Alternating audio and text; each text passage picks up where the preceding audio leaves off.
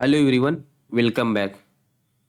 In A series, in this lecture we are going to learn about the ODBC connectivity. So when talking about the ODBC, there should be two questions came to in your mind. Why we need the ODBC connectivity and what is ODBC connectivity? So first let's understand what is ODBC connectivity, and that will give you answer why we need the ODBC connectivity.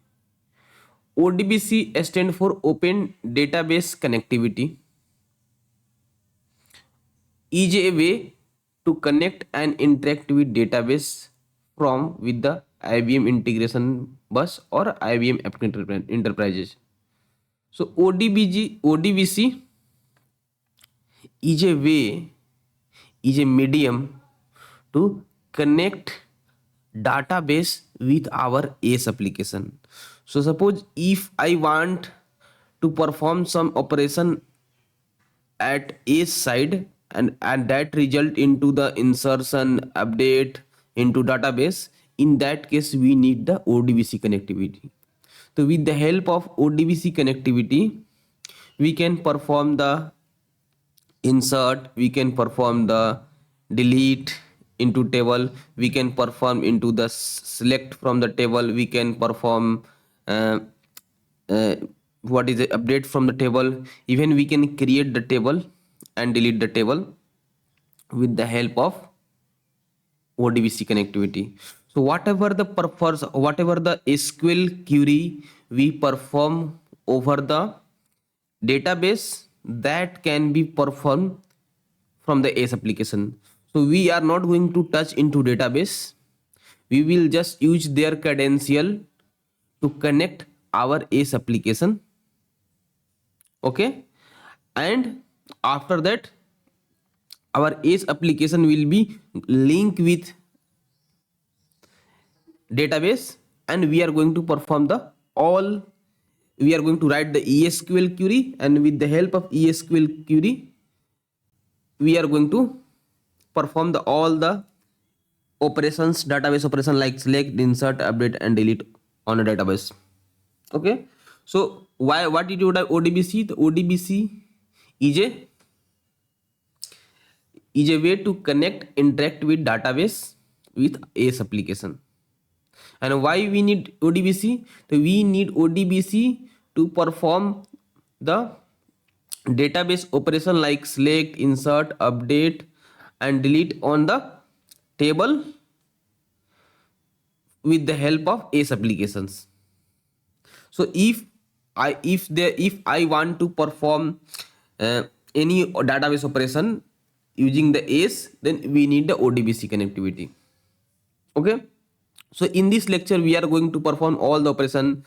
We are going to fetch the data from the database, we are going to insert the data into database, we are going to update the data, update the table, we are going to delete the table. These all operation we are going to perform, and this all we are going to perform by writing the ESQL code, and with the help of ESQL code we will be going to connect to our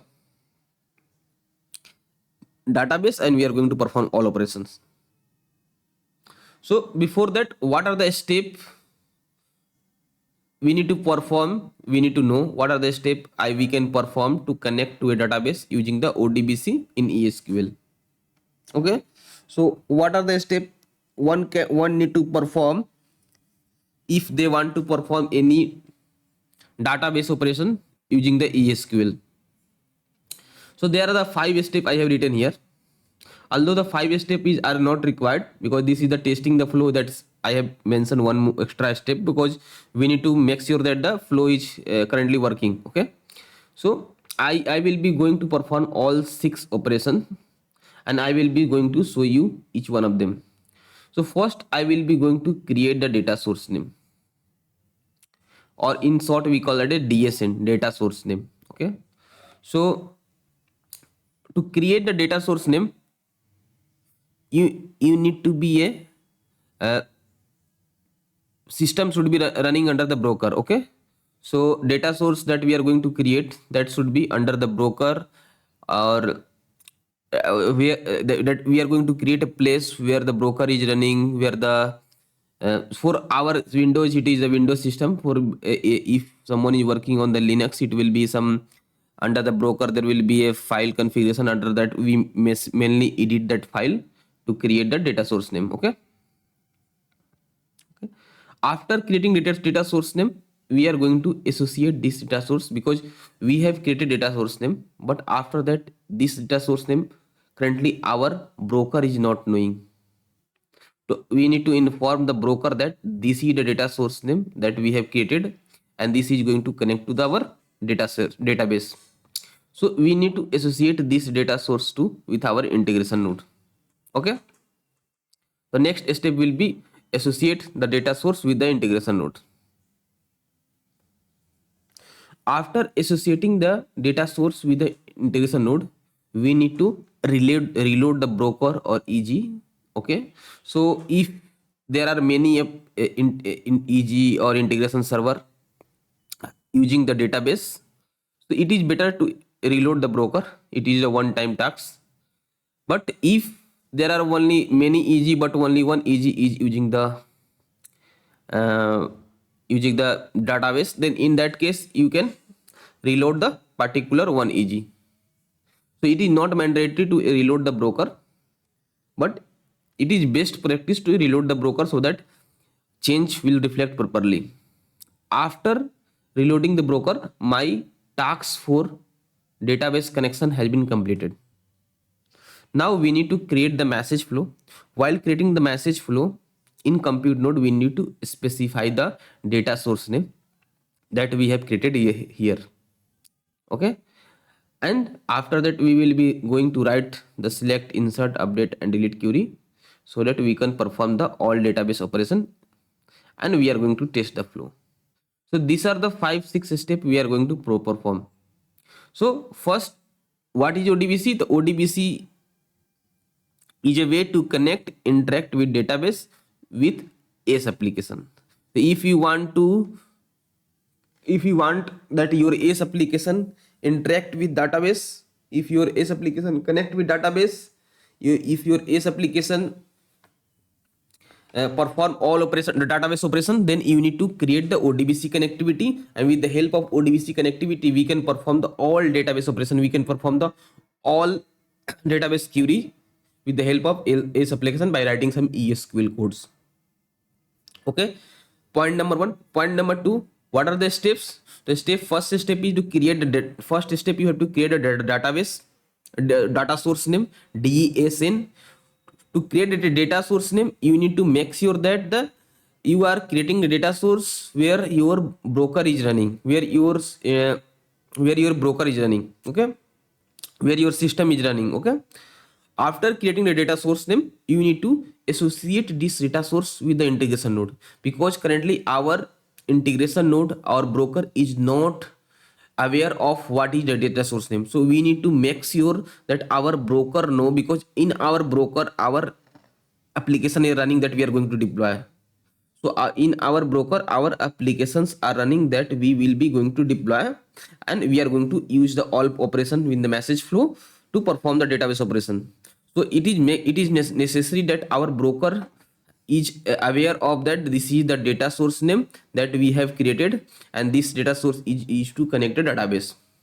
So data source name is used to connect to database. Okay. So we are going to associate this data source name with the integration node. Once we associate this data source name with the integration node, after that we need to reload the broker, because to whatever the change we have made to make into effect, we need to reload the broker. After reloading the broker, we are going to create the message flow. During creation of message flow in compute node, because it is the compute node is the node where we are going to perform the where we are going to write all the ESQL queries to perform the database operation. So there we have to write the data source name, and after that we are going to perform the all operations, select, insert, update, delete and test the flow. So let's perform each one of them. Okay, so first step is to create the data source name. So to create the data source name, before creating data source name, let's do some basic prerequisite. because to perform the database operation we need what involved. To perform the any database operation we need database and the table, right?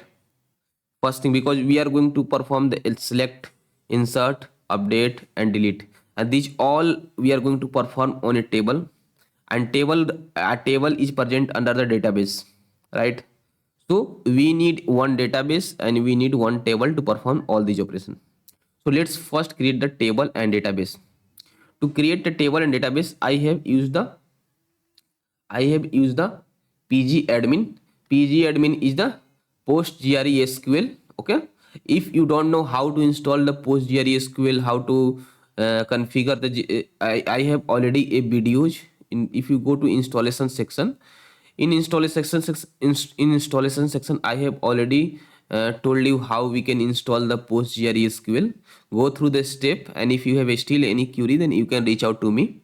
I am okay to help you, but let's start with the creation of database name. Okay, so here once you install this database, there is a by default database. You can post gres. This is also a database, and under that you can create a table, but this is the by default table. You can use this. There is no problem with using this, but let's, as I am using for this application, so let me create one new database. Okay, to create a database, just we have to, what you have to do, right click, create and database.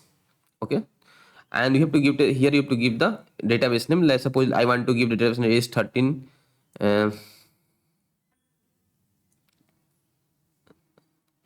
is 13 db. Okay, I think it is looking good. Okay, so I am giving like that is 13 db. I am just giving the database name and just click on save. So you can see database has been created. Under database, under schema, you are going to see the under database, there is one schema called public. Okay, if you want to further create another schema, because under schema table is created, so if you want to create a schema, then further you can create a new schema, but I can use the by default schema there because there is already present one by default schema. Okay, so there is a schema with name public we can use. Under that schema we will see the, or what are the table we have created. Currently I have not created any table, so it is not looking, it is not showing. Okay, now this is the, we have the table is, we have the database is 13 db. Okay, now it's time to create the table. To create the table we need to execute the query. To execute the query, just right click here and go to the query tool. It will open a it will open a space where we can run the query. So this is the space we are going to run the query to perform all operations. Okay, I have already been previous classes I also shown you. I have already the what is it? I have already the created a table previously also. So I have the in notepad. So same table I am going to create. Okay. So I am creating a table name orders, and I am using the column customer name, quantity, total price, delivery address and mobile number. Customer is of variable type, integer type. This is quantity, total price is decimal, and the delivery address also a character type, and the mobile number is a big integer type. Okay, so let me create a table. Table has been created successfully. You can see by writing some query also. So if I will write select star from, sorry, okay, so this will give me the table name. You can see table has been created. There are 5 columns and all 5 columns is showing here. Okay, currently there is nothing has been inserted, so that's it. That's reason it is not showing anything. If you go under the schema also, you can see the same table has been created. If I will refresh the schema, first let me refresh the schema. Okay, now if I will go under the schema, public schema, and if you go under table, you can see the order table has been created. Under order we have the column, that is the call customer name, quantity, total price, delivery address and mobile number. Okay, so currently I have created under the PostgreSQL, I have created a database name is 13 db, and it is simple. You can right click here and create, and you can give the name, it will create it. Okay, so I have created a database name ACE13DB. Under this database we have already a by default schema with the schema name public. If you want to further create a new schema, you can create a new schema. You can give the schema name here and you can click on save, it will create it. Okay, but I am using the by default schema, which is the public schema. Under that schema I have created that a table. You can see I have created a table with orders, and with these are the 5 columns under that table. Okay, so prerequisite I have completed, that created a database and created a table, because at least it is required, because to perform the select, insert, these all of database operation. So that's the reason I have created already. Now let's go through the each one of the step. The first step is the create the data source name. To create a data source name, what you have to perform in Windows, you have to go to the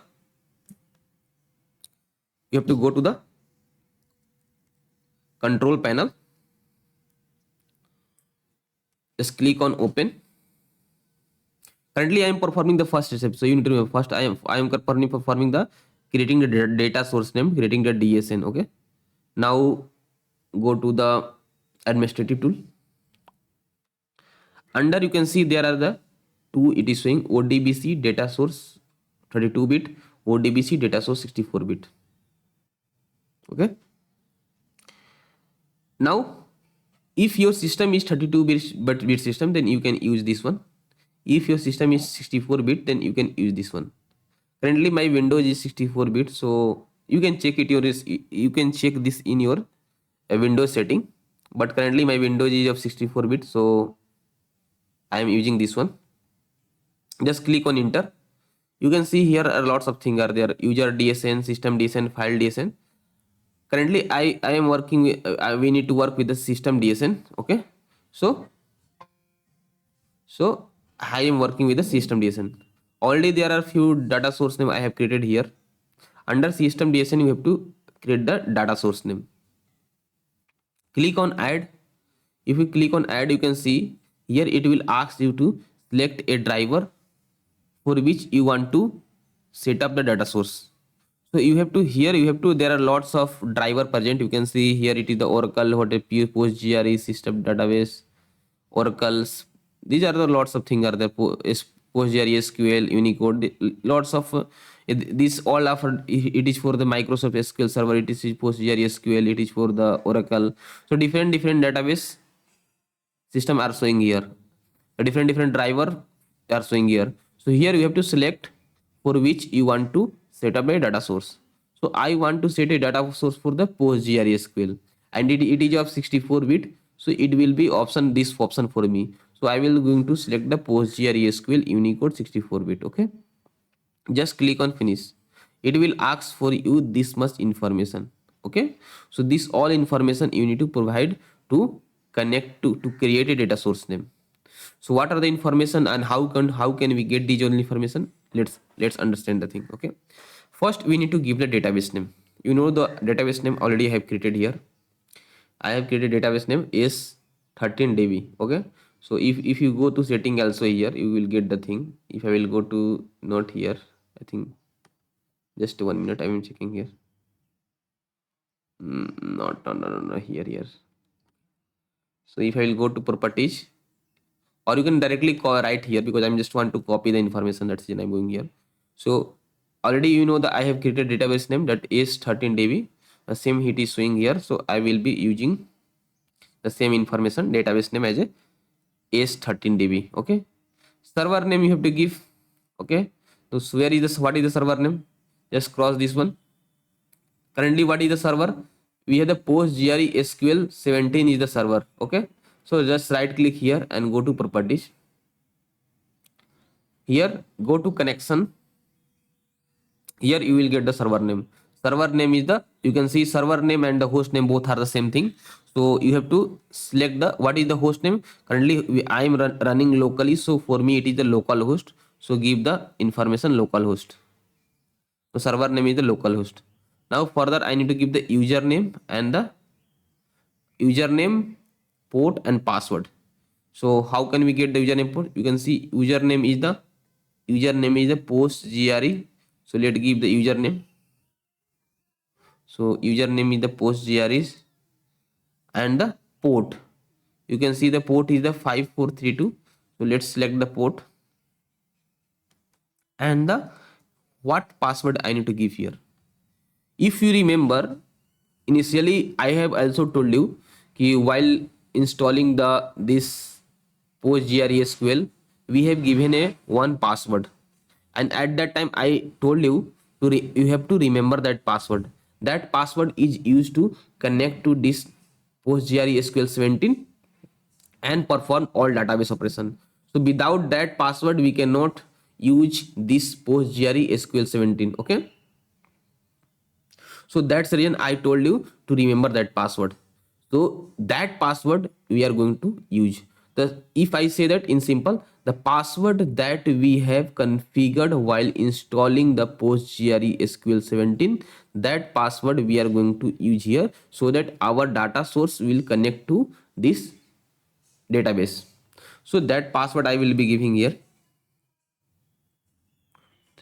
Okay, if you have given the wrong password, the connection will be not successful. Suppose I am giving wrong password, I have just given wrong password, like you can see just password authentication failed for the user PostgreSQL. So if you will give the wrong password, it will give it like that.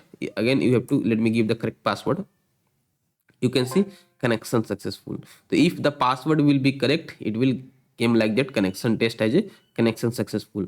In that class, just click on OK, save, and click on OK. So it is now okay, done. So we have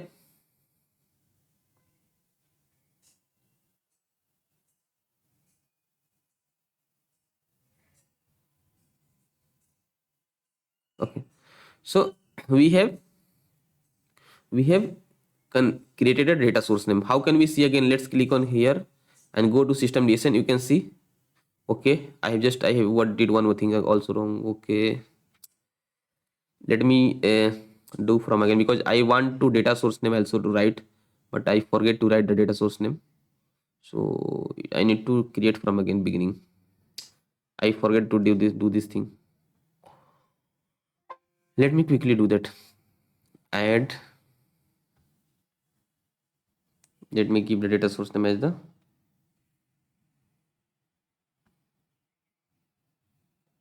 S13DB. Let me quickly fill the information. S13DB, and the server name is the localhost,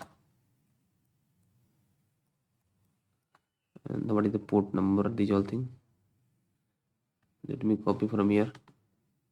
Properties, connection, first 5432 first 5432 password.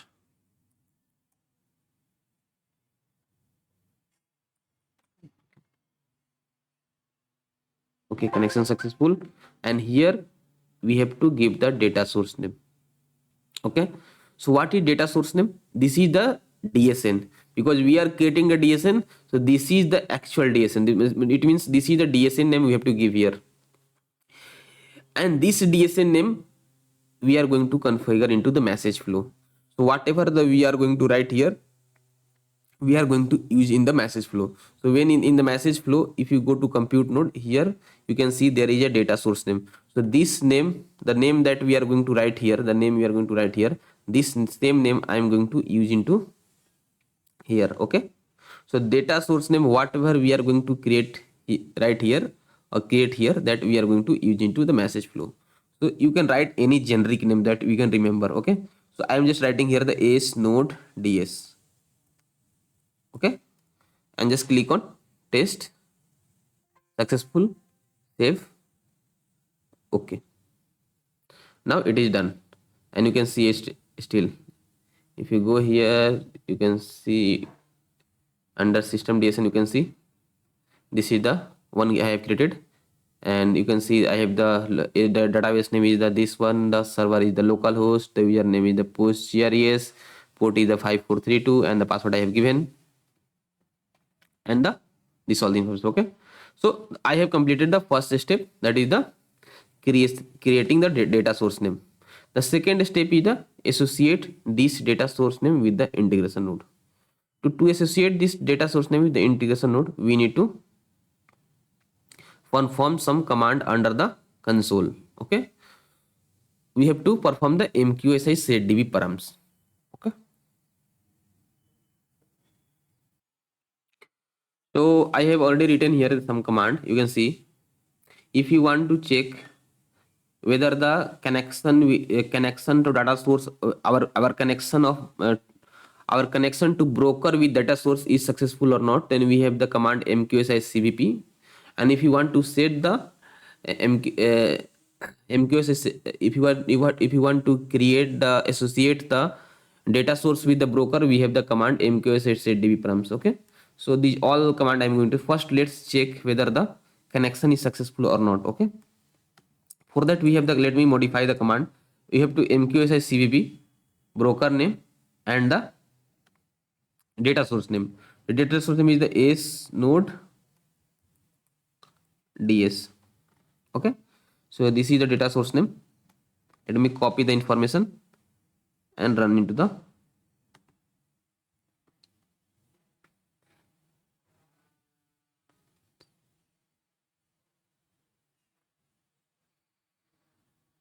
so you can see what is saying, data source, this data source that we have created here, this data source. Okay, so this data source has not been associated with the integration node. This, it is saying this, the data source name that we are checking, this one currently is not associated with this integration node.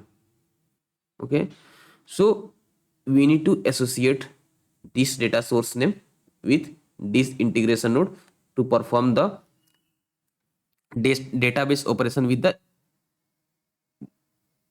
help of AS application or message flow.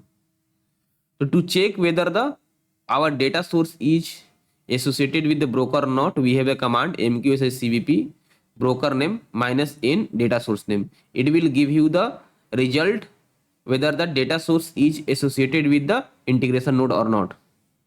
Now let's execute the command to associate the database. Okay, so we have the command, let me copy this one and mqsi setDB params broker name minus s data source name minus u username. This is the same username that I have given here. This is the same username I have given here, and the p password, and this is the same password that I have given here. Okay, so you have to give the same username, same password that you have used while creating the data source name, and this is the password username that is the our database username password. Okay, so the password that we are providing while creating the data source name is same as the database password, and the password that we are using to associate our data source with the broker is the same username password. This is basically what we are doing. We are telling our broker that this is the data source name. This data source name is using this username and this password to connect to database. So our broker does not connect directly with database. It need a medium to connect it, and that medium is the data source. So how this is basically is performed. It is like that. Suppose this is our broker. This is our broker or AS application, and this broker connects to data source, and after data source is connected to the DB. So it is like that. Broker basically asks the information with data source, and data source basically connected with DB. So data source fetch the information and provide to the broker. It is like that. Okay. So in this way it happened like that. So this is how it works. So we are going to use the mqsi setDB params broker name minus n data source name, this is the same data source name that I have written here, minus u username, minus p password, and this is the same password that I have used here, and this is the same password that associate with this PostgreSQL 17. Now let's execute the command.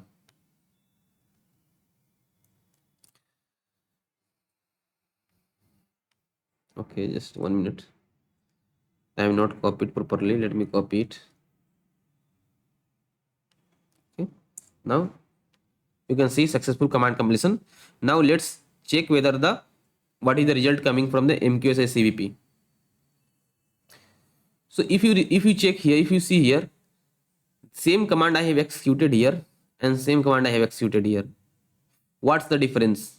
Here it is saying that data source is node ds has not associated with integration node this. It is saying this, the data source name that we want to check is not associated with broker. After that, what I did, I executed the command mqsdb params and the broker name minus n, the data source name, minus u, the username, and the minus p, the password.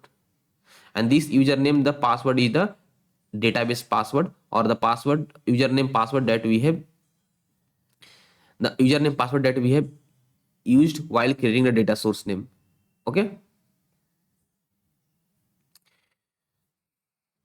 Now, after that, when we executed this command mqsdb and the broker name minus indication, it is saying that the user PostgreS, this user, from the security resource name this will be used for the connection to data source name.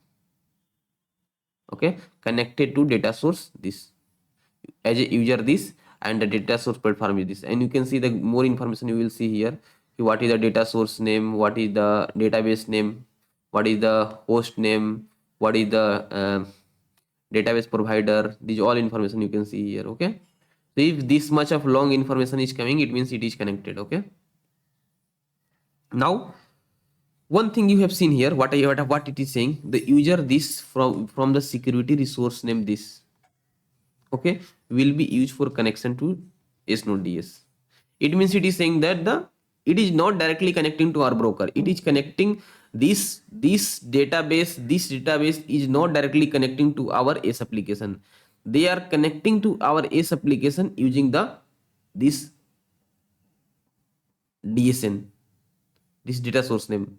So that's the thing you need to remember. Our broker does not connect to the database directly. It connects to database as a medium with by using a medium with the data source name. So that's the reason we are creating the data source name. So that is the important why we are creating data source name. We are creating data source name as a medium for our broker to associate with the database. So we have completed the all second step, that we have associated the data source name with the integration node name. Now we have to reload the broker. Reload the broker means, what is mean by reload the broker? Reload the broker means stopping the broker and starting the broker is the reload the broker. So I have the command called mqs. I will execute the mqsi start and the broker name that is node 13. Okay. And after that, I will execute the command that mqsi stop and the s node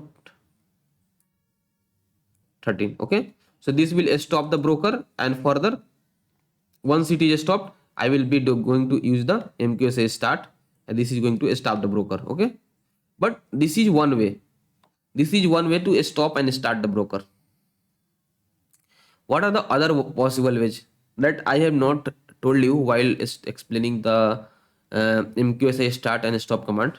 But there is one command also that basically do with a single command we can perform the both operation. We can stop the broker, we can start the broker. It is just like that reloading. Okay, so command is that mqsi reload. If I will do mqsi reload and the broker name. Okay, so what it is going to do, it is going to first, this single command is going to perform this two line. It will first stop it and it will start it. The mqsi command, mqsi reload broker name will stop the broker and it will start the broker. So it will perform both command at one time. So let me execute the command. Okay. Okay, it is saying that okay, it is already a stop, so it is, that's the reason I think it is not issuing. So let me start the broker first. Okay, it is already a stop, so let me start it, then I will show you. Okay, start is node 13.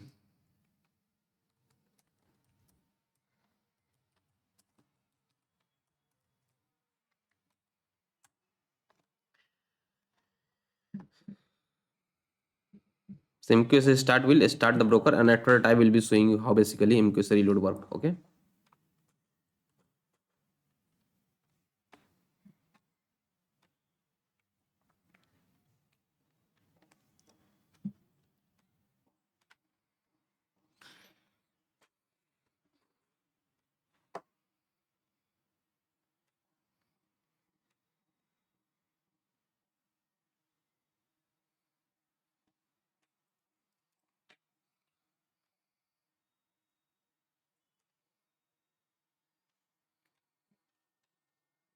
Now you can see currently it is running. Let me reload the broker. For that MQSI reload, and the broker name that is node 13. So it will stop the broker and it will start the broker, and that is called the MQSI reload. So instead of doing this command, you can perform the same thing. You can do the MQSI stop broker name, and you can do MQSI start broker name. That will be similar thing to MQSI reload. If you will do MQSI reload, it will do a stop and a start. Okay. Once it will be done, then I am going to configure the node in the message flow with the DSN. Okay. So let's wait till this command is completing. Okay, now it is successful. You can see successful command completion. And further, if I will do MQSI list, you can see the broker is running. You can see the broker currently this is running. Okay. So we have completed the third step, that is the reload the broker. Now fourth step is the configure the node in the message flow with the DSN. I have already created a message flow, an application. So to perform the all database operation, I have already created an application with the database operation. So what you have to do, have just right click here and just click on new and the application, and just write here the database operation. Click on finish. So it will create the application. Under that I have created a message flow named the DB operation using ESQL. Further, if you open the message flow, I have created a simple message flow with the MQ input, MQ output, and the compute node. In MQ input, I have selected the queue name as a input queue as a test10.in to read the message from the queue. I have selected the input message parsing as a XML NC, so that I can pass only the XML message. Okay. Parsing option I have selected as a complete, so that in case of any validation and the parsing error will happen, then I can see. In MQ output, I have selected the queue name as a test10.out as a output queue. In compute node, I will be going to write the code.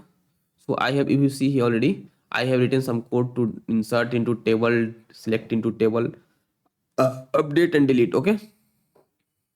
But how basically our this message flow will know that what is the uh, what is the data source name, and how basically it is, because this is the compute node where we are going to perform the all the operations, the database operation with the help of ESQL. Okay. For that, if you go to compute node property, there is a option called data source name, and the data source name that we have created here,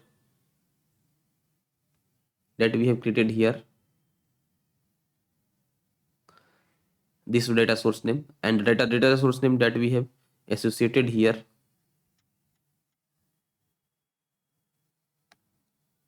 you can see data source name, the same data source name that I am going to use here.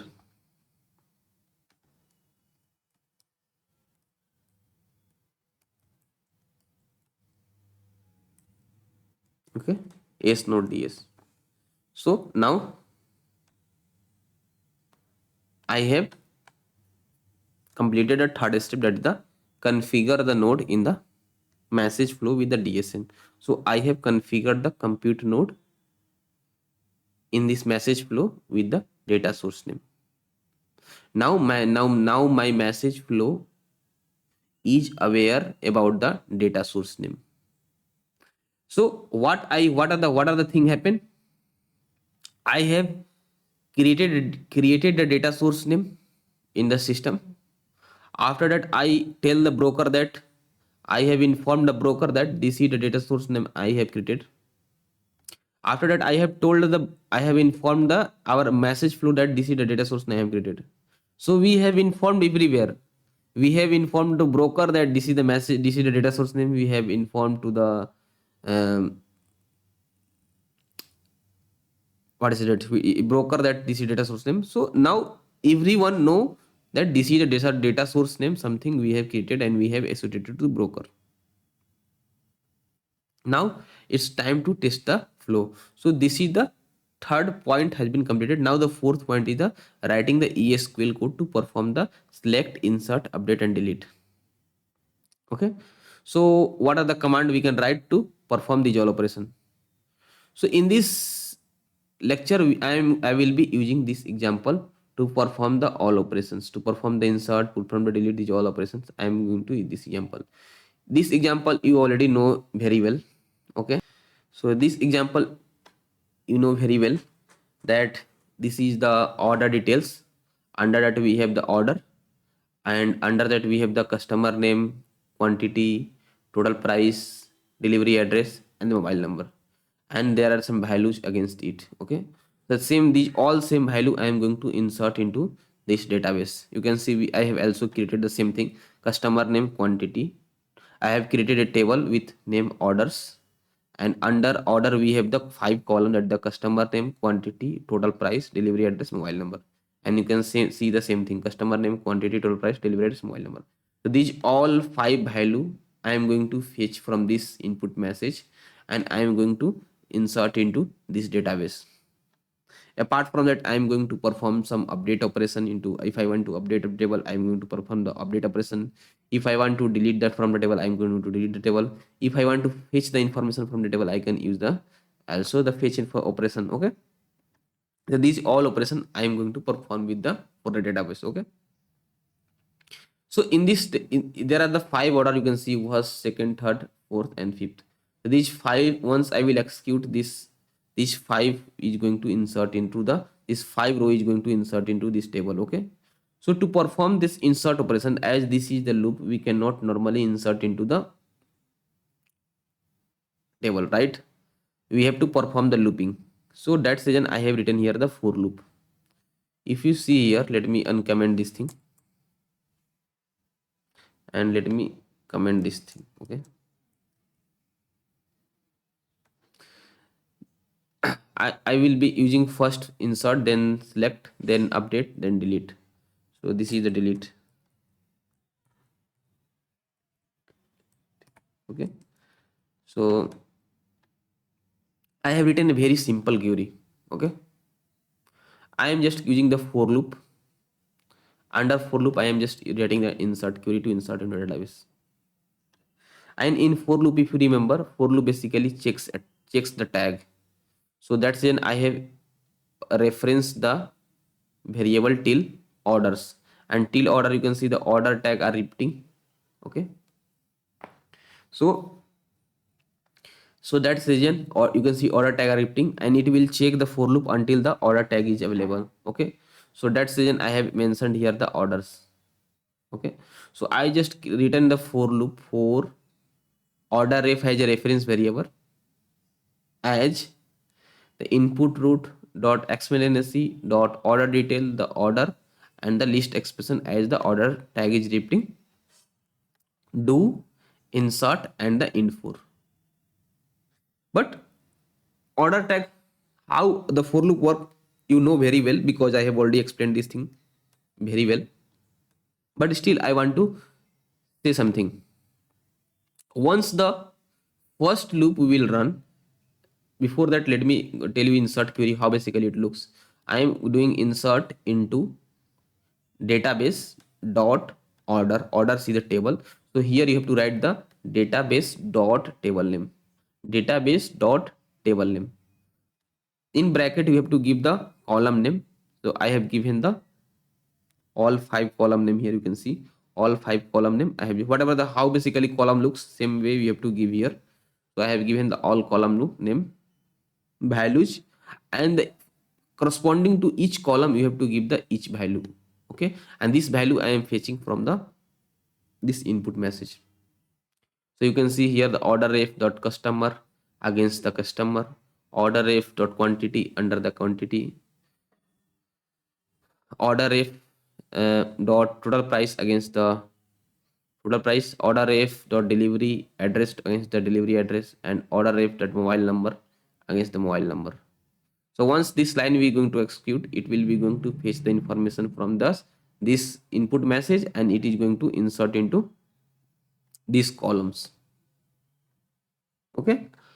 So but how basically why I am writing here the order ref, you know already well, very well. But let me tell you, once the first time loop will execute, this order ref is pointing to this order. So this order is order ref. So if we can use the order ref dot customer name, order ref the quantity, order ref dot price total price, and order ref dot delivery address, and order ref mobile number to fetch this value. Okay. Again, when the second time loop will execute, this order ref will be pointing to here, and with the help of order ref dot customer name and order ref quantity, these all value we can achieve. When the third time loop will execute, this order ref will came here. Okay, so this will be order ref, and under that we have the these all 5 information will be there, and we can fetch the information similarly, that order ref dot customer, order ref dot total quantity, order ref dot total price, and order ref dot delivery address, and order ref dot mobile number. We can fetch this all information. When the fourth time loop execute, then this will become order ref, and we can use that order ref dot customer name, these all things to fetch this information. When the fifth time loop will execute, this order ref will point till here. Okay, and it will directly, we can do the order ref dot customer name to fetch this information. Okay, when the sixth time loop will execute, then it will not find any more order tag, so it will terminate it. Okay, so in this way for loop basically works. So same thing it is going to happen here. When the first time it will execute, it is going to fetch the information from the first order. When the second time loop is going to execute, it is going to fetch the information from second order. When the third time loop will execute, it will fetch the information from third order. Similarly, when the fifth time it will execute, it will fetch the information from the fifth order. Okay, so this loop is going to execute 5 times, and it is going to insert into this table. Okay, so in this way the for loop is going to work. Okay, so let me perform the operations, and let me show you. Okay, before, let me check if any bar file is already there. Okay, so let me delete this bar file,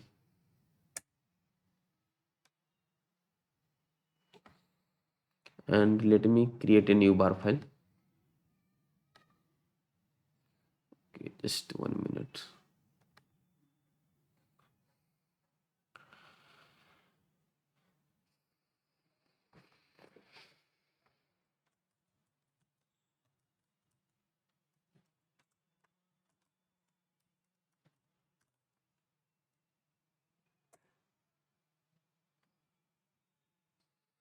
Let me select the message flow.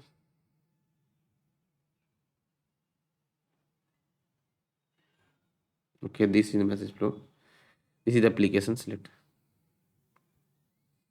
So build and save done.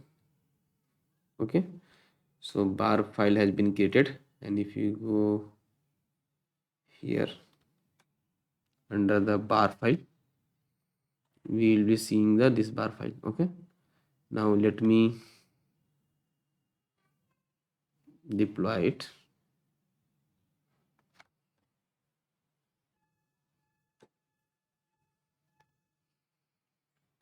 Okay, deployed successfully. Now let's test the message flow. To test it, let me open the RFH util. Let me cross this one.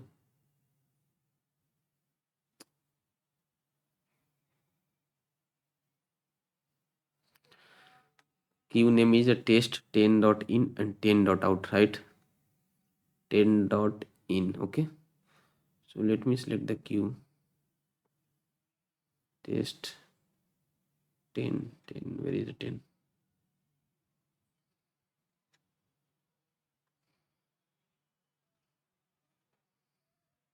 .in and let me select this one 10.out also. 10.out. Okay. Now let me select the input message. Input message in the order dot this one. Okay, and let me hit the flow. But before hitting the flow, I need to launch the debugger.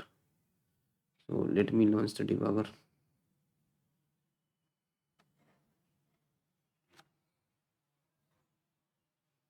Okay, debugger has been launched successfully. Let me hit the flow. Flow has been executed successfully. Now let me go inside the compute node. It directly came here. Before that, let me show you if anything in the table. If I will execute this line, it will give you the number of column into table. You can see currently there is no column or row into table. Sorry, currently there is no inserted. Okay, so now let me execute the first time executed, second time executed, third time executed, fourth time executed, fifth time executed. Okay, now it is fifth time executed. It is again going to six time check. When it will execute six time, it will not find the order. It will not find this order because you can see order ref. Okay, just 1 minute. So when it will going to execute the second next time, it will, because order ref is directly pointing to why it is hanging. Okay, just 1 minute. It is not responding. Just when this order ref is directly pointing to orders. Okay, so when it is going to execute next time, so they will not find the order tag and it is going to terminate the flow. Okay, so just wait. Not sure it is why it is not responding.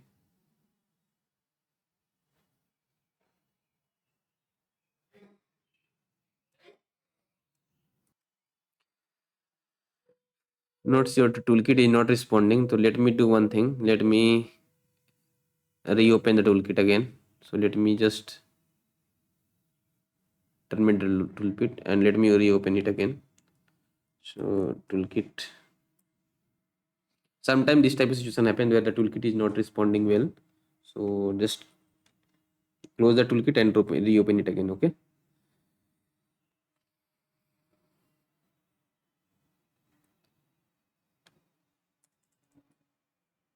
Flow has been completed successfully. You can see all has been inserted successfully. So all 5 row is now showing. Okay. So let me again do it.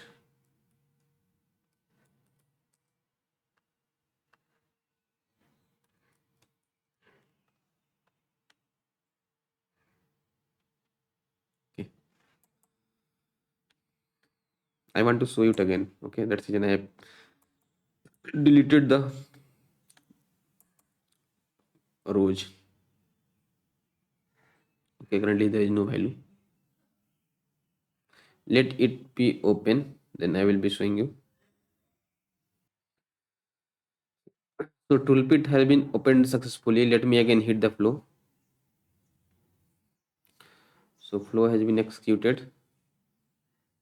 Okay. Message sent, but still. Okay, not sure why it is going to not non-responding state. Okay, now let me switch to debug mode. Okay. go inside it.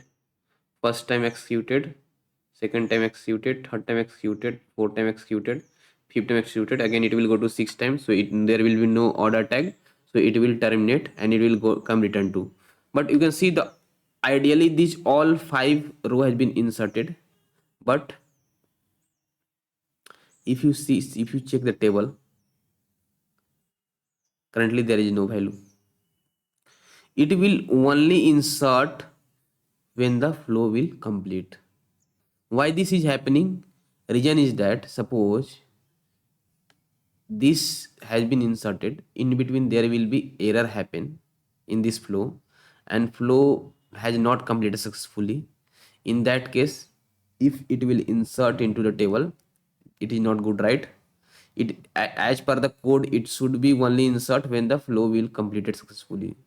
So that's the reason it will only show into the database. It will uh, when the flow executed. In case something wrong happen and error happen and the flow not completed successfully, it will roll back. So it will roll back the whatever the change done into table, it will roll back, and there will be no column is going to show here, and there will no row is going to show here. Okay, so that's the point you need to remember. So it will only, the change will be going to only effect into the table when the flow is going to complete. If the flow will not going to complete, this change is not going to show into this database. Now let me move forward, and flow has been completed successfully. Now let's check the database. You can see all 5 row has been executed successfully. Okay, so in this way we can perform the insert operation into the with the database. Okay, so here we have seen how can we perform the insert operation. Now let's see how can we perform the select operation. In also, I will be parallelly doing the insert and the select. Okay, so let me show you. For that, let me build and save the bar file again and deploy it. Okay,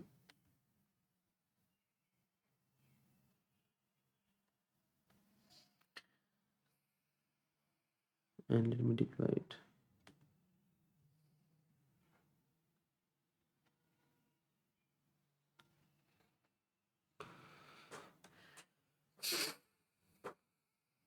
So we can perform the select operation into 2 ways. If you remember, I have told you to store a logical tree, because this is not a one line, right?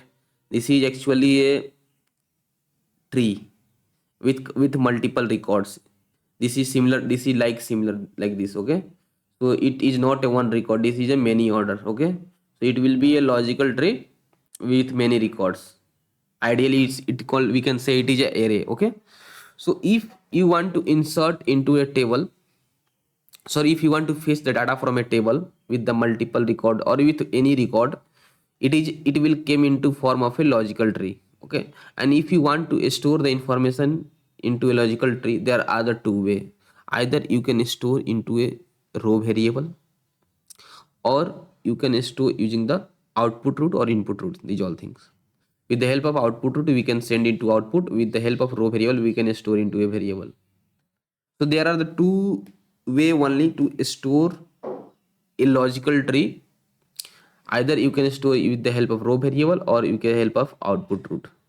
So both the method I have shown you. With the help of row variable, what I did, I have declared a variable named row here, which is of row type.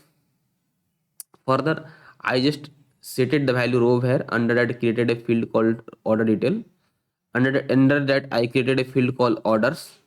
As it contained the many record, so I just use the list expression and just selecting the everything from the table. So what I did, I select R from database dot table name as R, and so I mention here R. So this is simple thing. However, this is saying that select everything from the table. So it will select everything from this table and it will state the value under the orders. Okay, similarly what I did here, I just performed the same operation with the help of output route. So what I did, output route dot xmlnsc dot order details, I created a field order details dot orders, and I as order, as this contain the multiple record, this is not a, this is a array, so I use the list expression, and I'm just fetching the value from database and setting under the order. Okay, so let me show you again by hitting the message flow, executed the flow, go inside the debug mode. You can see again I am inserting the same record second time because I executed this same message for the insert operation, so it will again insert into the table, it will duplicate the record. Okay, so first, second time, third time, fourth time, fifth time, sixth time, seventh time, you can see all again record has been inserted, but still if you search into database, it will show the 5 record because the flow has not completed. You can see it is showing the 5 records only. Okay, 5 rows only, but new 5 row has been also inserted, so it will be a 10 row, but it is showing 5 row. It will only show after the flow has been completed successfully. Now here I have declared the variable row here. Under that I am going to create a field called order detail, and further I am going to create a field order, and under order I am going to fetch the value from the this table. I am going to set the value under the this table. Okay, so let me show you. Not sure what is happening, this toolkit is getting this not responding state. This is very, why it is happening like that. If you will check the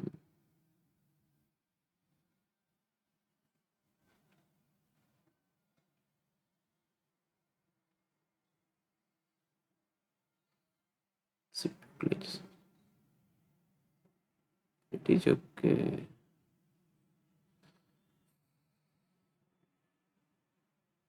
Let me cross the toolkit and reopen it again. Not sure what is happening.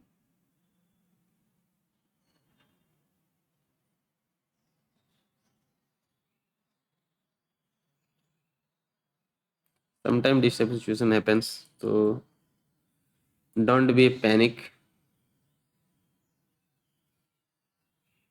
Let me open it. I will be resume back. Okay, so let me again hit the flow. I have opened the toolkit again. Flow executed, and it will came.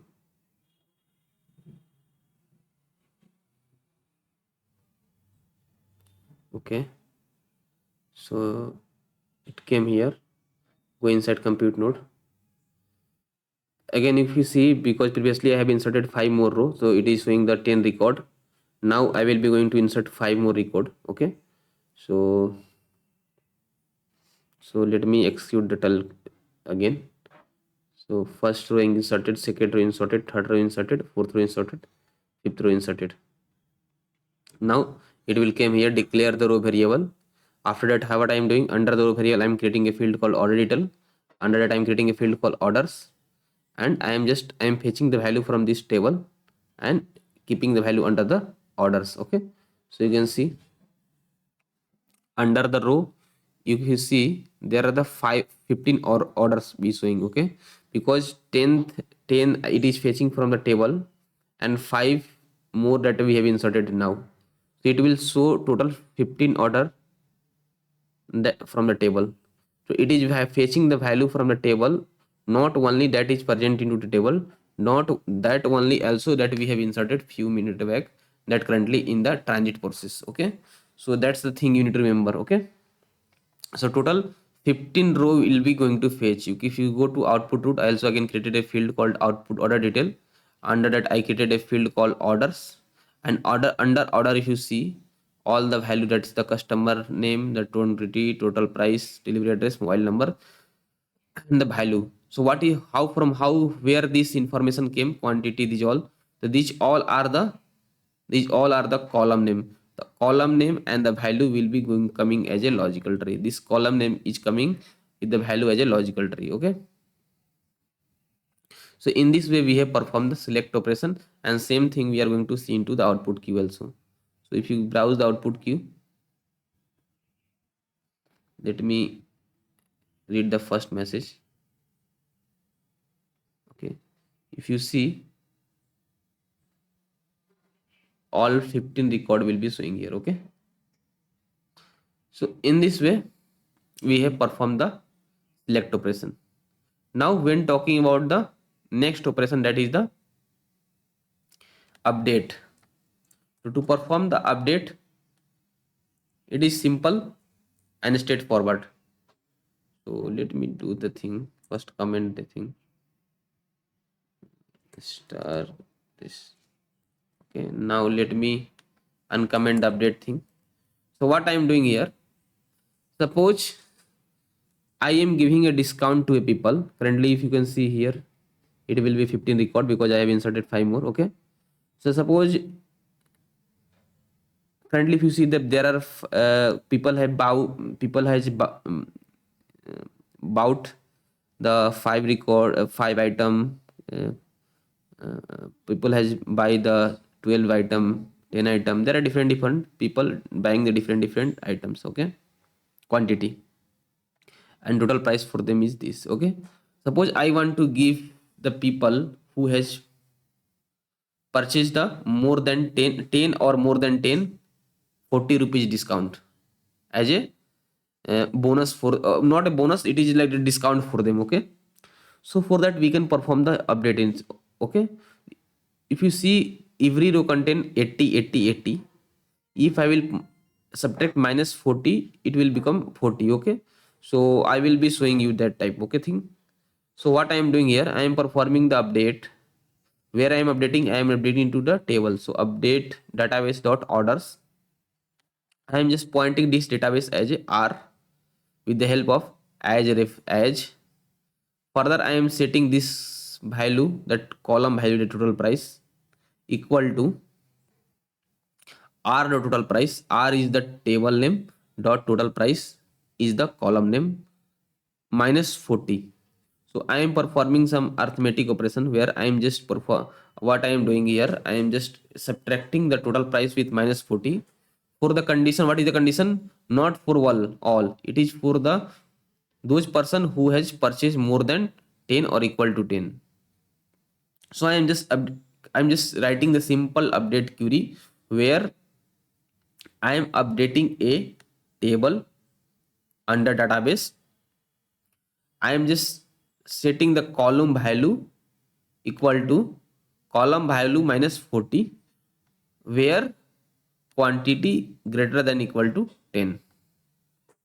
When this is going to execute, what is going to happen? The person who has purchased 10 or more than 10, for them 40 minus has been in this table, minus 40 value will be going to perform. And if it will be 380, so it will be 340. If it will be if it will be 480, it will be a 440. If it will be a 1380, so it will be a 1340. So person, because for this it will be remain same for 5 for 7. The person who has purchased 5 and 7, it will be remain 7, but person who have purchased the 10 12 this type of quantity more than 10 or 10th, so it will be a minus 40 is going to update into this table. Okay, so let me show you. Okay, so let me again hit the flow, but before that I need to deploy the new change what we did. Let me deploy it.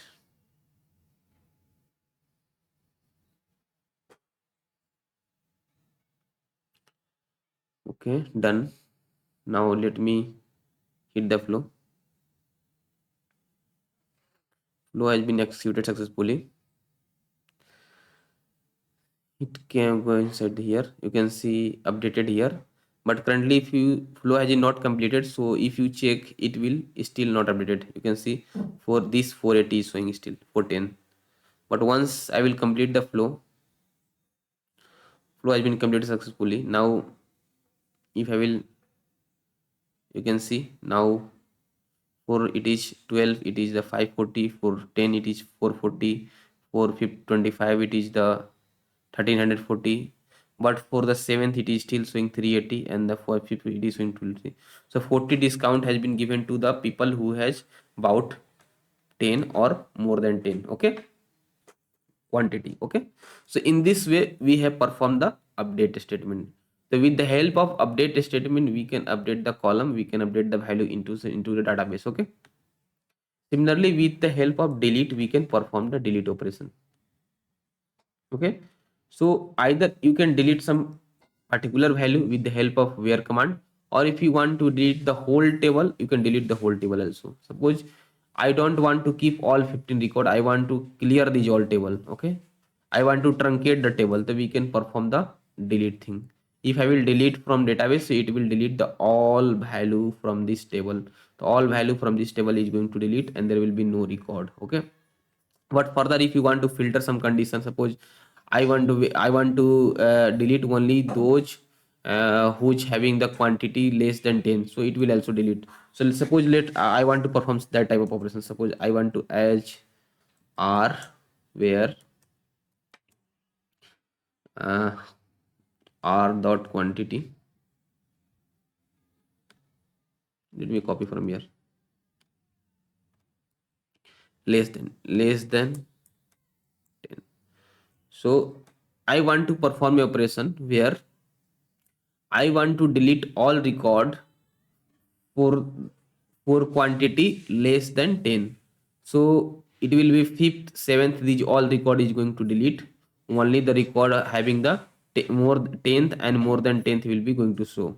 Okay, so in this way we can perform a operation where we can delete the column or delete the rows from the table. Okay, delete the rows from the table. Okay, delete the data from the table. Okay, so let me perform the operation and show you.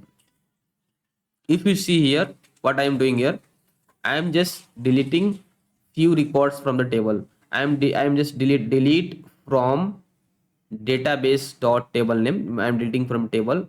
I am just referencing this as a r, where applying a condition where r dot quantity, it means quantity less than table. So delete the all record from the table for the quantity less than 10. So for if I will perform this line, so these all record with the less than 10 is going to delete, and only this is going to stay. Okay, so let me execute it and show you. Okay, so let me execute the flow has been executed successfully. Let me go here, let me go inside compute node. Delete statement has been executed, but still if you check, because the flow has not completed, it will show. You can see it is showing. Now let me complete the flow has been completed. Now if I will again browse the table, you can see there is no record with the less than 10.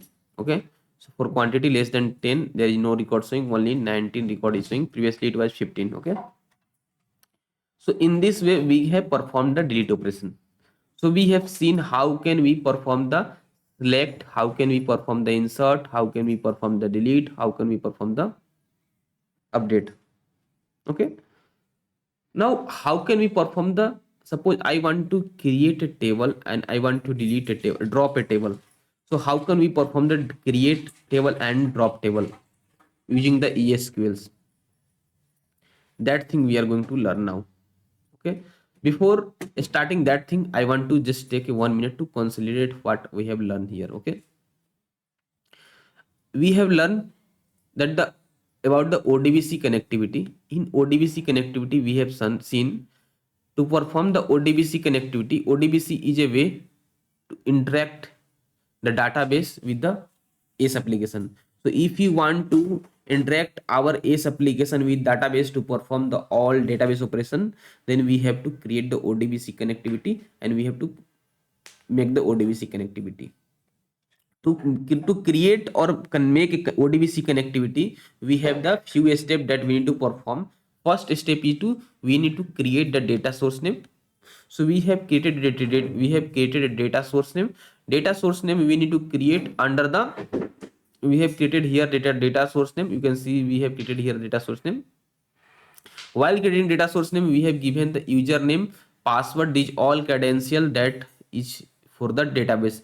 So all credential of database, that username, password we have given here, and the database name and the server name, these all thing we have given here while creating the data source name.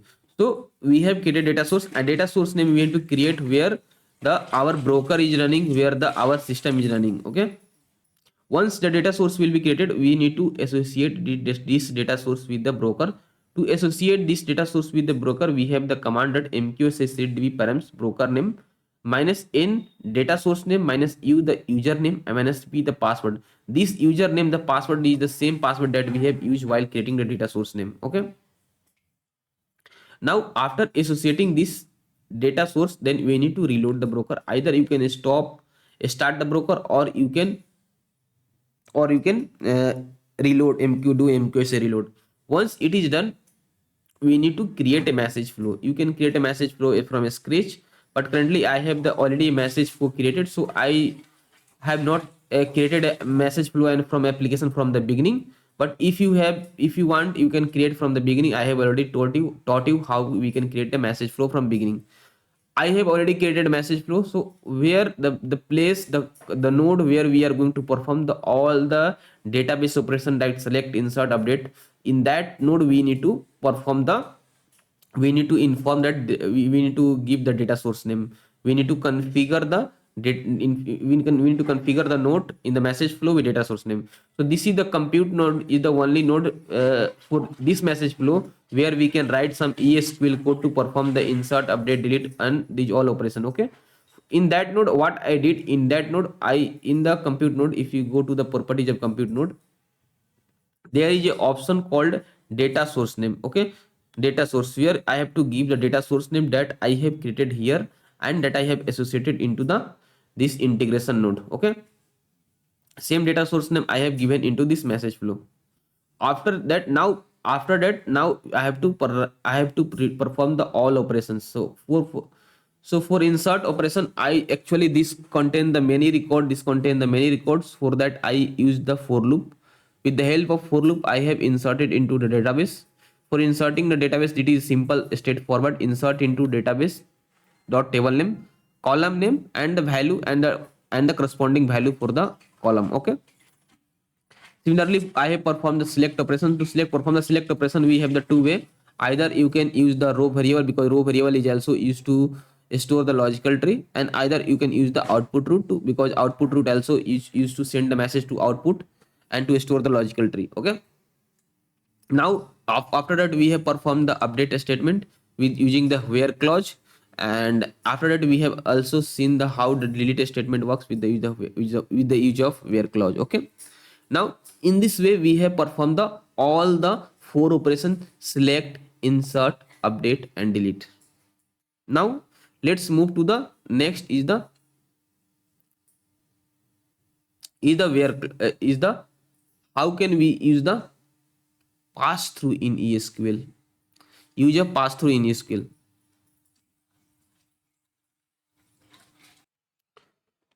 So let's understand the use of pass through in ESQL.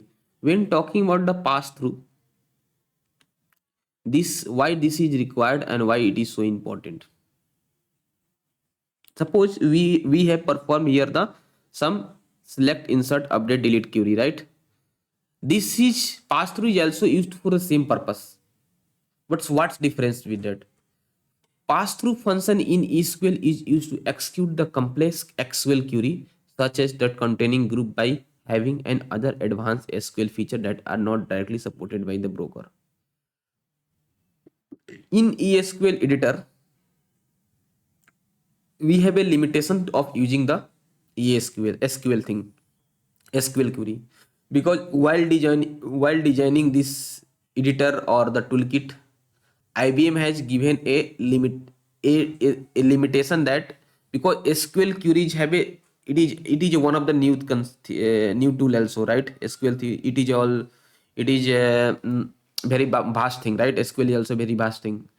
So if IBM will include everything in this editor, so it will be a different topic.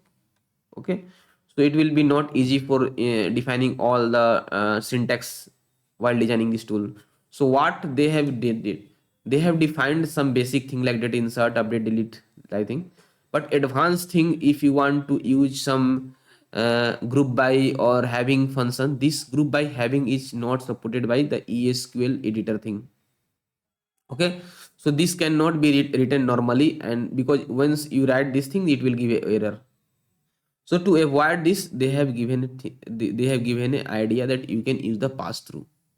So with the help of pass through, we can perform the operations that containing the group by or having or any advanced SQL query that directly not supported by the editor or broker. Okay.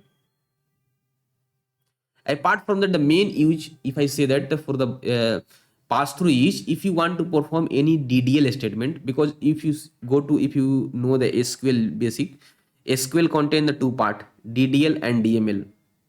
DML are the basic select, insert, update and delete. These all are come under DML, and DDL are the, if you want to create a table, if you want to create a database, if you want to create a something called drop a table. Okay, these all operation is comes under the DDL. Okay, so if you want to perform a DDL thing, then we have to use the pass through, because DML because DDL is not supported under the ESQL thing. So if I will write some create syntax here, it will give a error. Okay, so DDL is not directly supported by the ESQL. So that's the reason we need to mention here the uh, pass through. So how can we use the pass through? So you know the for now I think you have understand why we are using pass through. Pass through we are using because there are many syntax in SQL that we cannot write here directly, and if we write here directly, it will give us the error. So that to avoid the error and to perform the all data person, because initially I told you with the help of ESQL editor we can perform the all the database operation, not only the create, insert, we can perform the all database operation. So that's to achieve the thing we use the pass through. Okay, because we cannot write all the syntax here, it will give error. To avoid the error thing, to remove the error thing, we use the pass through. Okay, so that's the reason, and the main purpose is to perform the DDL statement, to perform the creating a table, deleting a table, altering a table. These all things we can perform the pass through. So let's give some few example for the pass through.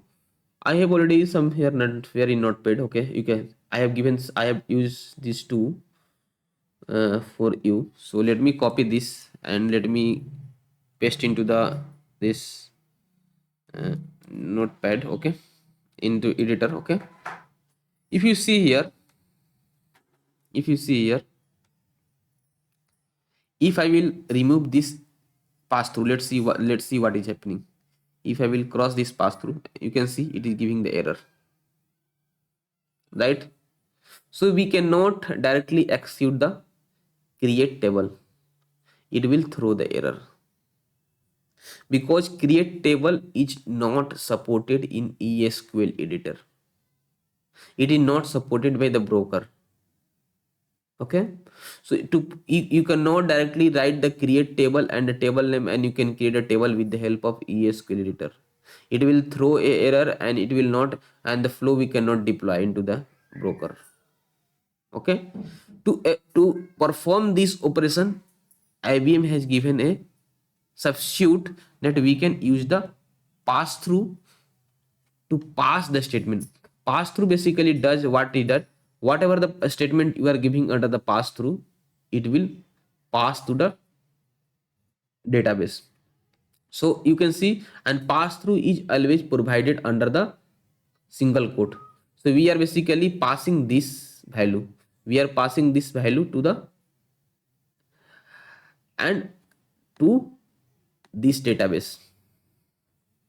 Okay, so here you need to remember two things while creating a table. You need to, there is one point you need to remember, we have to give the syntax like create table, because we are creating a table. I am creating a table with the customer name, but table always found under the schema. So we need to give the schema name. What is the schema name we are using? We are using a schema name called the public. Okay, so that's the reason I have given here the public. So we have to give the create table schema name dot table name. Further, you have to give the column and their properties to database, and here you have to give the data source name. So for us, data source is the ACE node DS. So let me write the ACE node DS. Okay. Okay. So, and similarly, if you want to drop a table, if I will remove the pass through, you can see the error is giving. You can see the error is giving.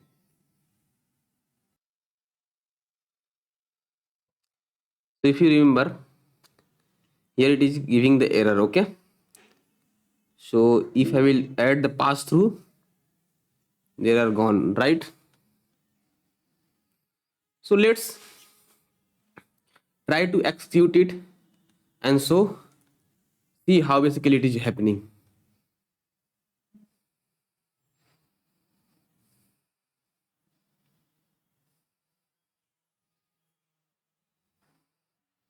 Okay.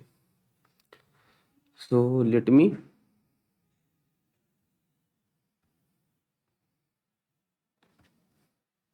build and save the var file.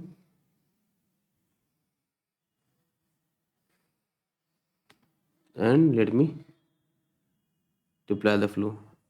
So pass through, as name suggests, as name suggests, pass through is used to pass the statement, pass the SQL query. Okay, let me just hit the flow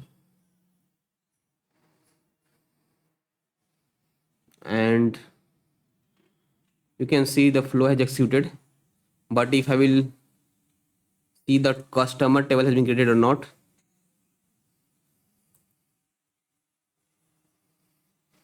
currently you can see there is no customer table because the flow is not completed.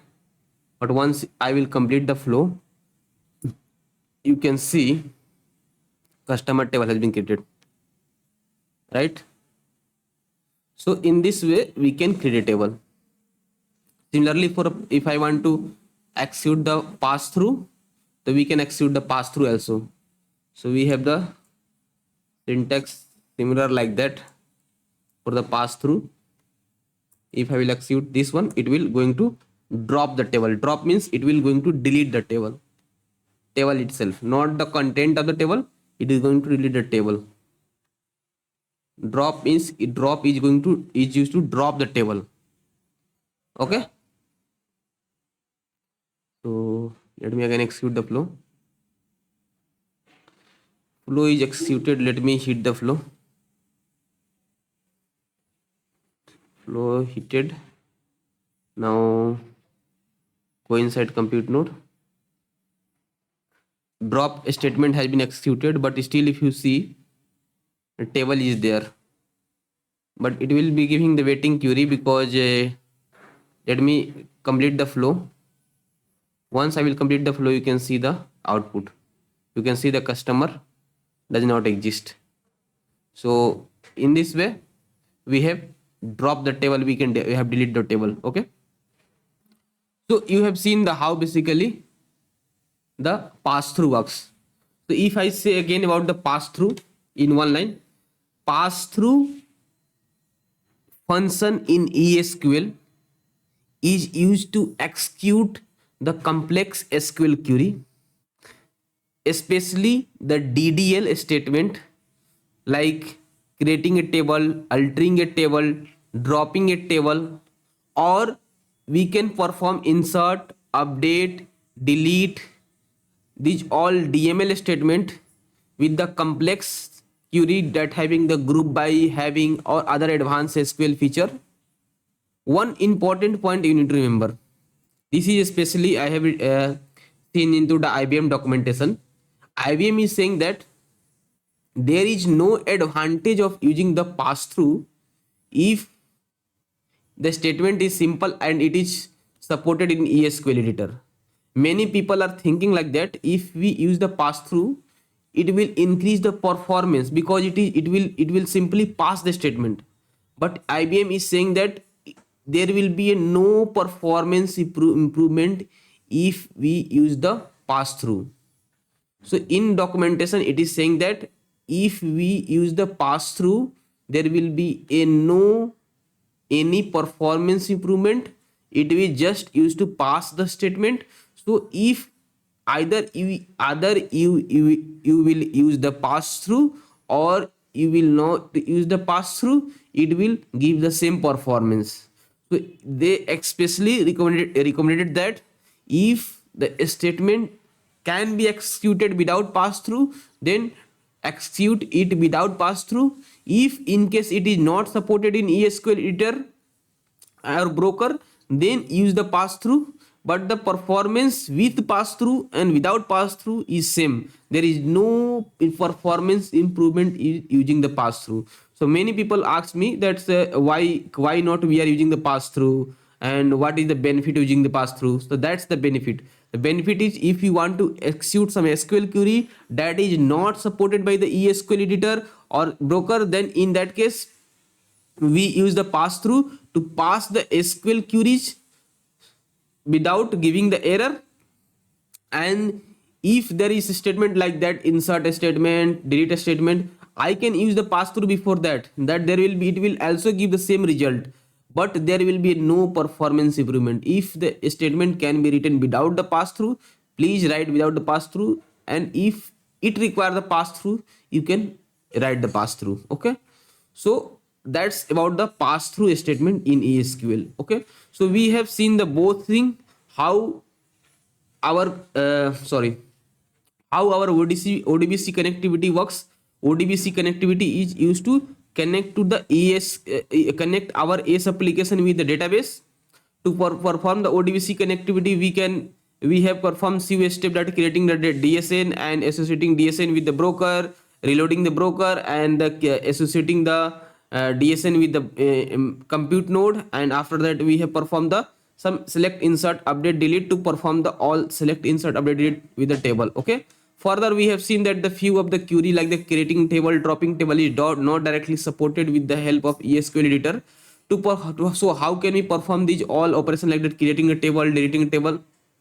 This all we have seen, this call can be performed if we use the pass through.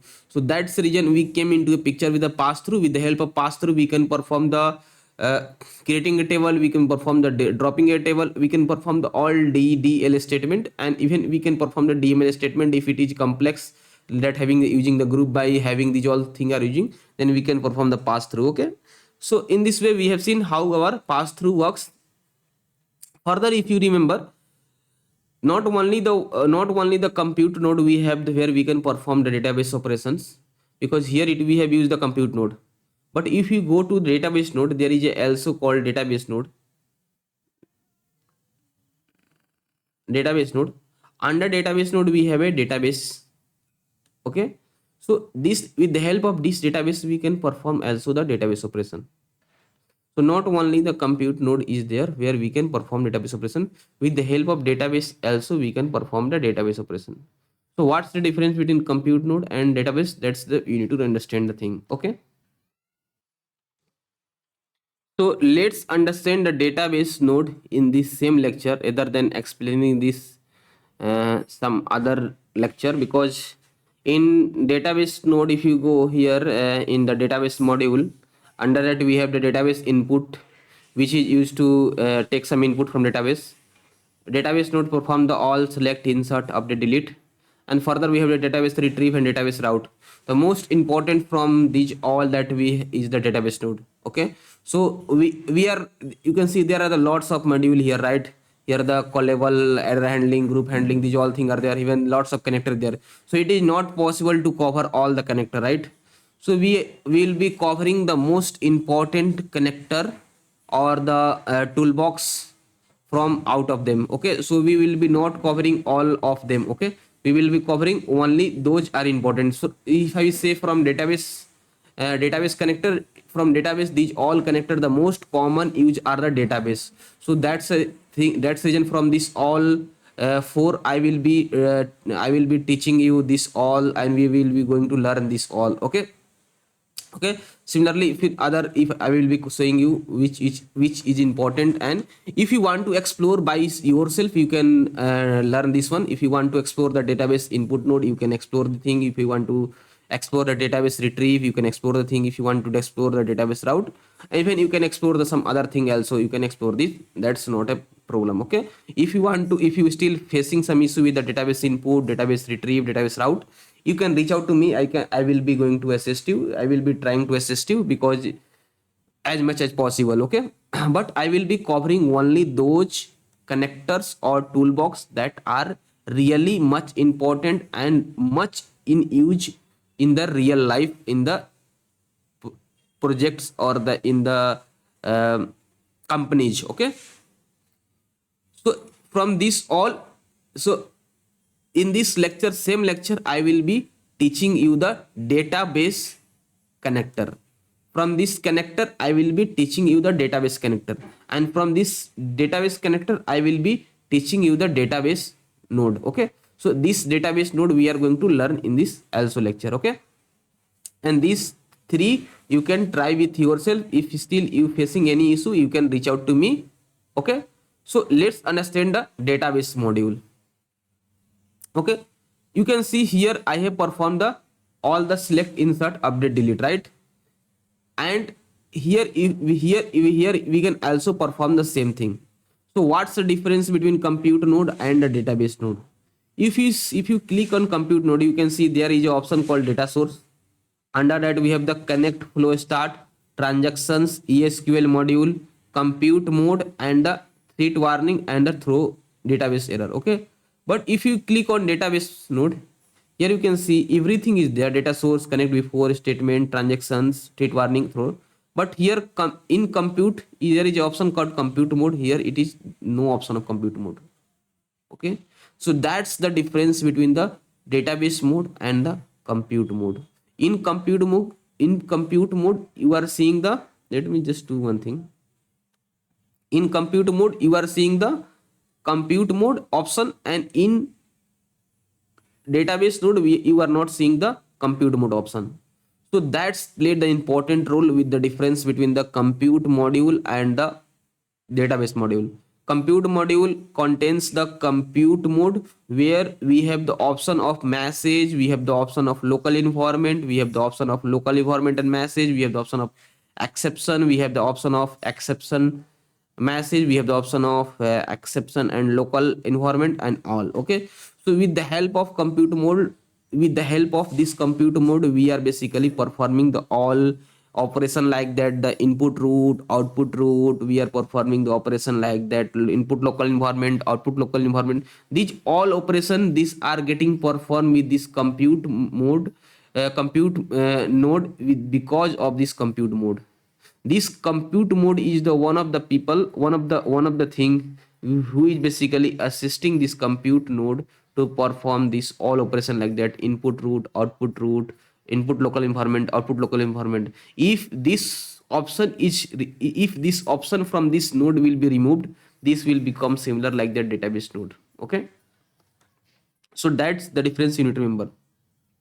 So from here we came to conclusion that in database node, there is no option of local environment, there is no option of input route, there is no option of output route.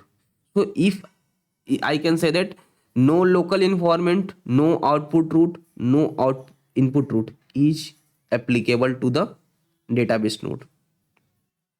So if I will say line by line, first point, database node is used for database operation like select, insert, update, delete. Point number two, there is no compute mode present.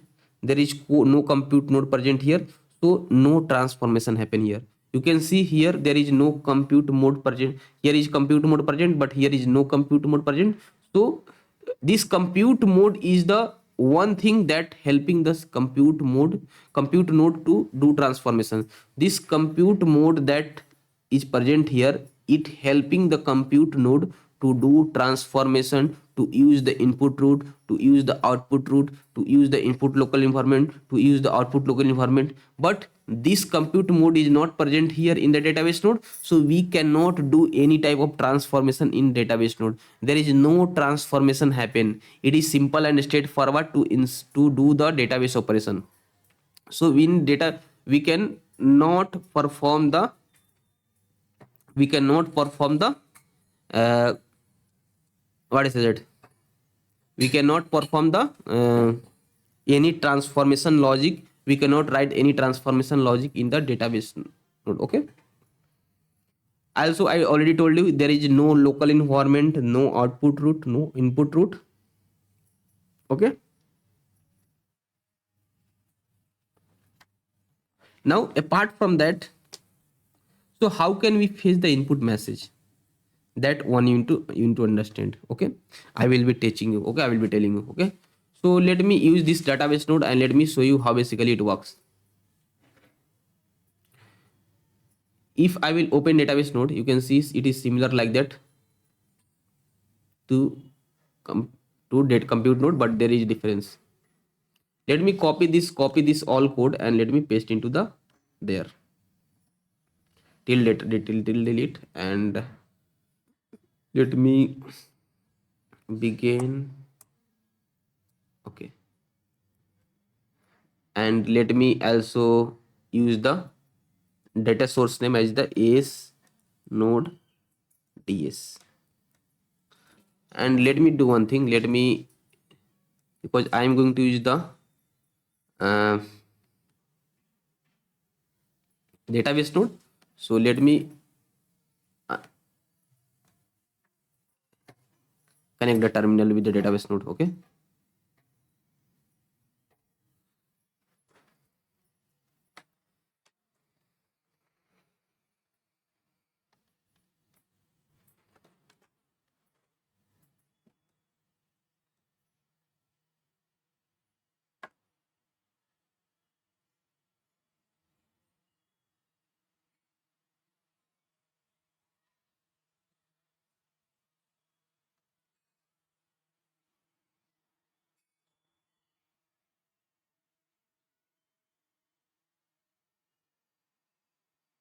okay,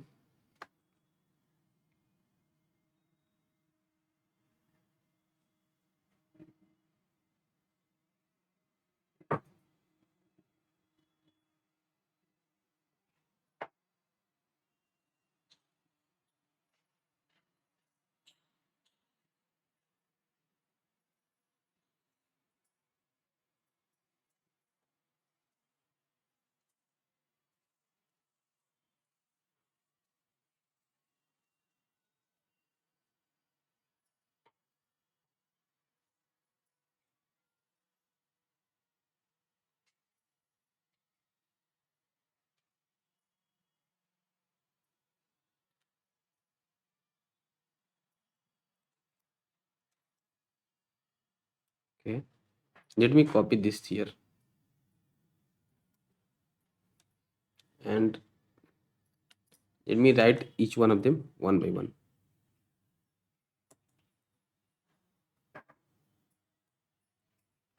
Okay, here you can see I already told there is no.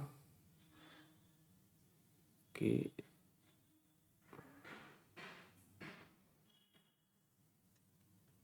okay,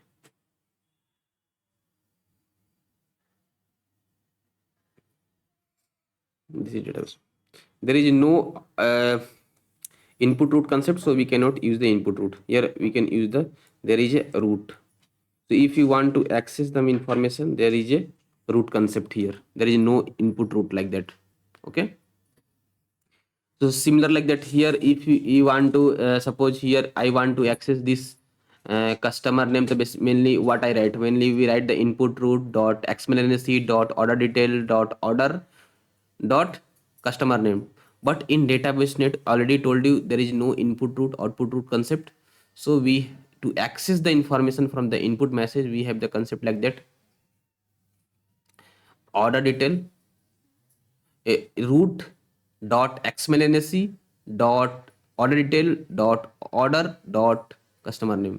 So to access the information, we have we have to use the root. Okay, so that's when I have used the root. Now let's me perform the select operation, insert operation. Then parallelly I will be showing you other operations. So let me build and save the var file. Let me deploy it.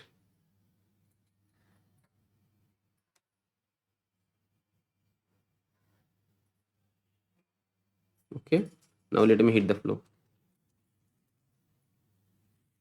Flow has been, okay,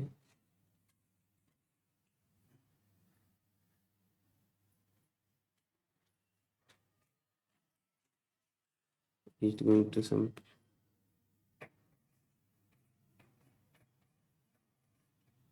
process sent. Maybe it is going to failure quit, correct? Let me open the MQ. Each message is okay. It is not connected. Let's see. Let me add the breakpoint. Okay, and in between, let me see the anything inserted into table or not. Orders table. So you can see currently 19 row is showing because already it is inserted. Okay, so currently you can see there is 19 total, 19 row is showing. So if I want to perform the again, let me hit the flow. So just I executed the flow and it came here. You can see I just, with the help of root, I have fetched the information. Okay, just 1 minute, it is not responding.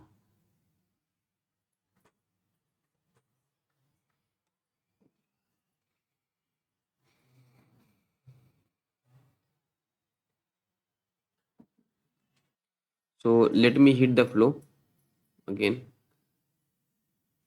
So flow has been executed. You can here go inside the database node. You can see if I will expand here, you can see under XML and SC, you can see the all 5 order is showing.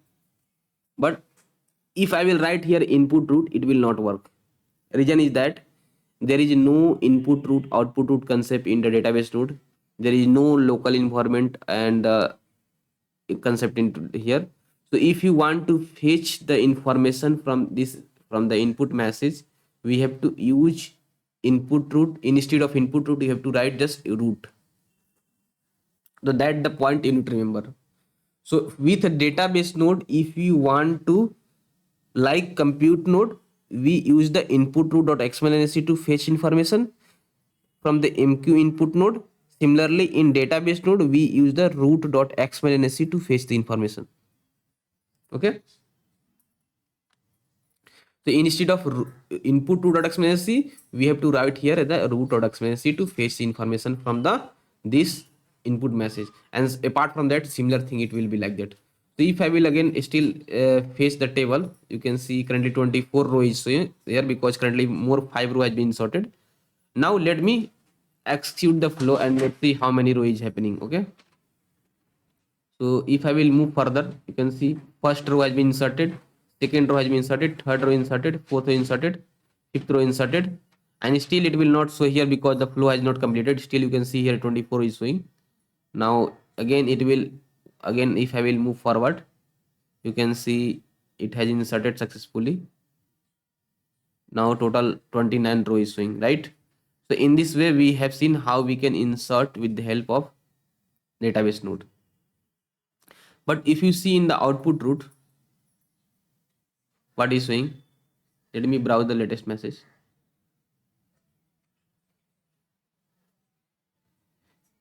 It is showing same message. So there is no there is no advantage of using the MQ output, because here database node is not doing any type of transformation. If you want to take the whatever the input message sent, if you want to take the same as a output, you can use the MQ output. If you will use the MQ output node, then we will get whatever we send to MQ input only. So there is no advantage of using the MQ output when we are using the database node, because in database node there is no concept of transformation, because in compute node we have an option of compute mode that basically helping us to do transformation, where in database node there is no option of compute mode. So there is no concept of transformation, there will be no transformation happening here, there will be no any type of transformation happen here. There is no concept of input root, there is no concept of output root, there is no concept of input local environment, there is no concept of output local environment in database node. Okay, now so we cannot use here output root, we cannot use here input root, we cannot use here output root to send message to output, we cannot use here input root to send message to from input, we cannot here use output local environment and input local environment. But there is an option given here in, if not for there is no option given for the output root, but there is an option given for replacement given for the input root. Instead of input root you can use the root to fetch the information from the input MQ input root, MQ input. Okay, so when I will execute the same line, let's second code, when I will execute the this operation. Okay, so let me execute this thing. Insert has been completed, so let me remove this insert, select operation. Okay, so if you see here in select we have written two things. I first we are declaring to row and setting value to row, and second we are using the output row, output local info. You can see in output it is giving the error. What error gives? Let's see. You can see identifier output cannot be resolved. It is saying because output cannot be, we cannot use the output root here. Identifier output root cannot be resolved. If I will remove this line, this error will be gone, because we cannot use the output root. So this second method will not applicable here, because we cannot use the output root to send the message. Now let me deploy and let me show you how can we fetch the information from the database and we can store into the row variable. Same thing we can do here also. So let me build and save the bar file. Let me deploy this.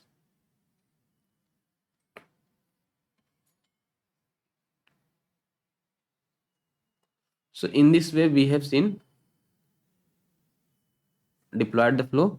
Now let me hit the flow. Flow executed. It came to debug mode. Now let's go inside compute node. You can see declare the row and set it the row, and you can see under the row we will be seeing all the orders. You can see how many orders is there. You can see total 29 order is there, and all 29 order we can see here. Okay, so in this way we can fetch the value from the table with the help of database node also. Okay, so if I will move further, it will go outside, it will go output, and if you see in the output it is nothing, it will be the same, it will be the same message what we send to input. You can see it is the same message what we send to input. Okay, so if we use the MQ output node, there is no advantage of using the MQ output node into the when using the database node. When using the database node there is no advantage of using the MQ output, but still if you want to take a copy of message what we send to MQ input, you can use the MQ output. You will get the whatever the message you send to MQ input, you will get a same copy of message here in MQ output. Okay, now let's perform the another operation, that is the update and delete. Okay, so let me copy this and write here both at one time. Okay, so to perform the update, same thing we are going to do, and let me just build and save the bar file and deploy it.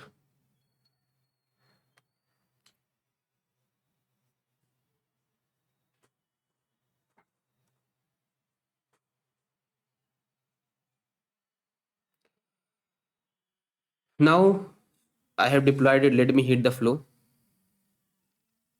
Flow has been executed successfully, and if I will go further under the, you can see updated successfully. And if you browse this, okay, You can see total 29 row is there, but if you see there are few order with the what we are updating, we are updating for the quantity greater than 10, we are reducing the price by minus 40. Okay, so if you see previously we have also updated it, and there are value is the with the 540 it will become the 500, and further with the 80 it will become the with the 480 it will become the 440. So let me show you. Now you can see it has been updated because flow has been completed, and if I will again browse this, you can see with the value, you can see with the 12 it become 500, with 10 it become 540 has been reduced 400, and if you see here 540, 440, 540, this all table has been updated with minus 40. Okay, because I am providing a 40 rupees discount. Okay, so with the help of update we have seen how can we update a table. We are just using the simple thing, update database dot table name. I am setting the column what I volume whatever the price currently present, I'm just reducing by minus 40 for the quantity greater than 10. Okay, similarly we can perform the delete operation also. Suppose I want to see only those row that for that quantity less than 10, so we can perform the operation and we will delete all the row with quantity less than 10. So that can be also achieved.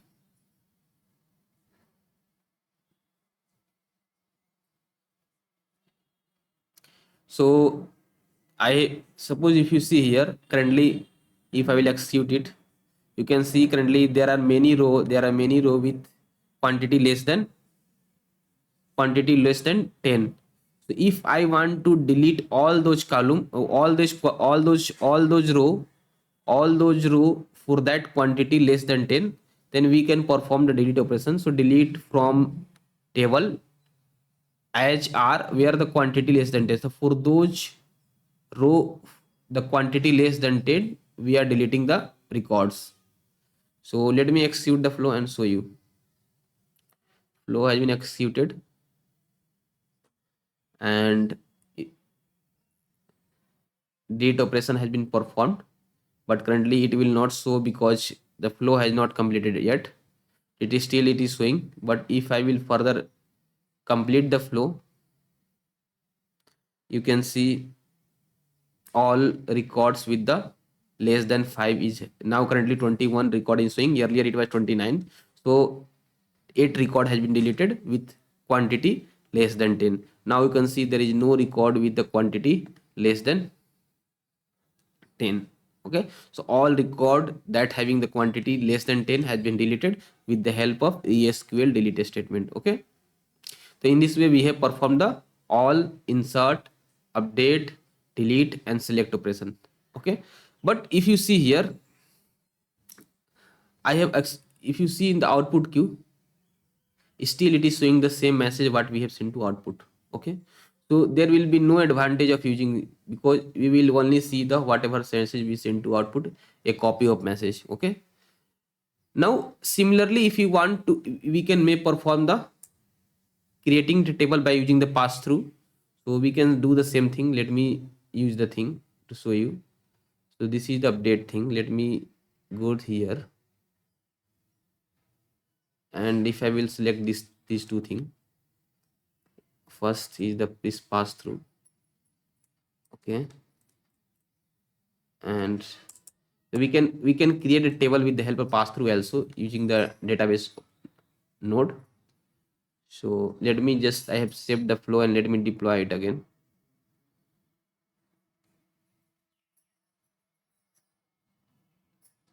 Okay, now let me hit the flow.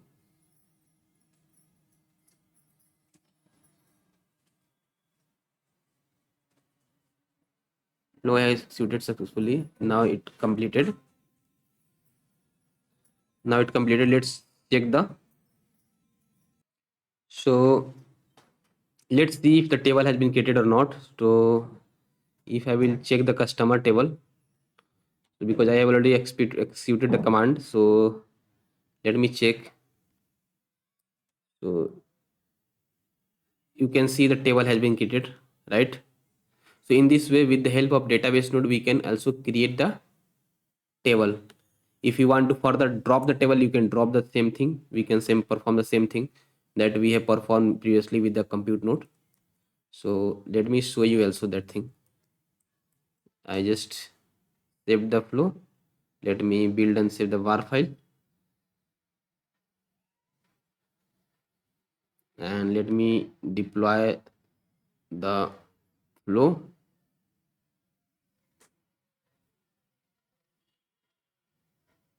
And let me hit the flow. Now it came here, go inside compute node. You can see still the table has not been dropped, but still it is command executed. If I will complete the flow, you can see the customer table is no longer exist. Okay, so in this way we have performed the delete operation also. So we have seen how basically database node works. Okay, and if you go again, if you browse the output queue, you will see the only the message that we are sending to input output. We are not seeing anything. Okay, so this is all about the compute node, and this is all about the compute node and the database node, how basically we can use in the with the database connect with the we can perform the database operation. Okay, so that's all about the ODBC connectivity and the database node. I will be taking 2 more minutes to summarize what we have learned today. We have learned first with the ODBC connectivity. We have seen the ODBC is the open database connectivity. It is the way to connect our ACE application with database. If you want to connect our ACE application to perform the database operation, so we can use the ODBC connectivity. With the help of ODBC connectivity, we can perform the ACE operation with database using the ESQL. Okay, so to connect the ODBC, to make the ODBC connection, we have the few steps that we need to perform.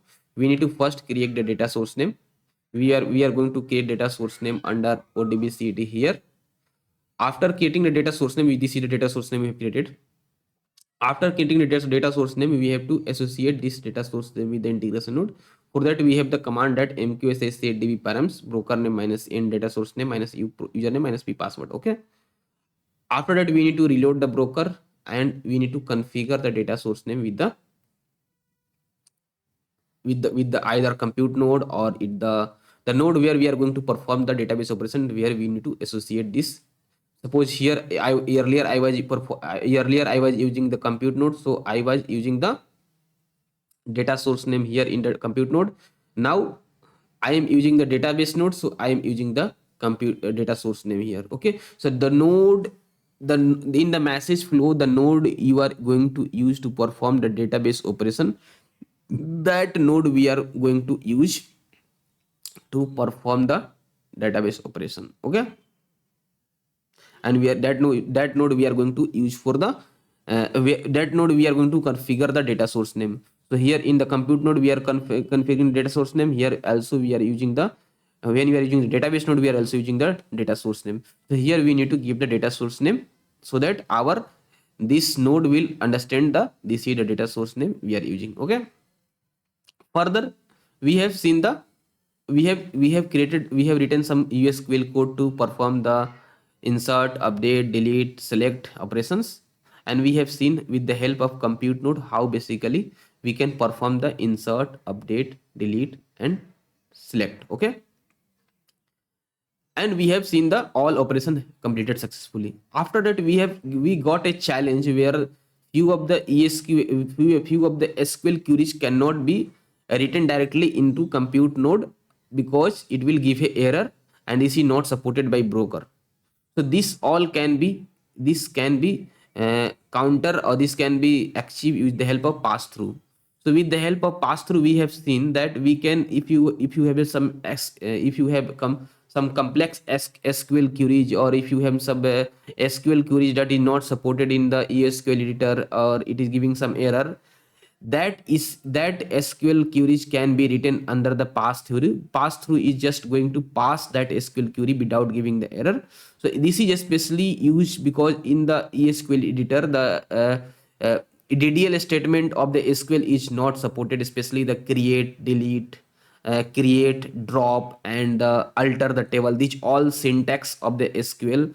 Each SQL query is not supported with the help of normal editor of the ESQL, and it is not supported by the broker. To avoid but we need to perform the all operation of database with the help of ESQL. To counter this issue, to what we have come to conclusion, we can use the pass through. With the help of pass through, we are going to pass the create statement, we are going to pass the drop statement, we are going to pass the alter statement of the SQL query. And this the pass through is just used to pass the SQL queries. It is just used to pass. If you want to pass anything, just use the pass through and the single quote, and whatever you want to pass, you have to give the query. Okay, so with the help of pass through, we have seen how can we perform the database operation to create a table, to drop a table. Further we have seen that this is the compute node, but this same thing whatever doing in the compute node we can perform with the help of database node.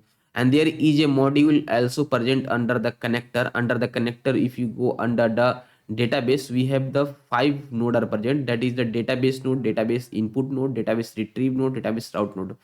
The out of 5, the most important is the database node, that is used to perform the database operation like that: insert, update, delete, create. These all thing it is used. So in that we are going to learn only this database node. We are not going to learn this. If you still you want to learn this, you can go to IBM documentation, learn it. You will get a detailed knowledge.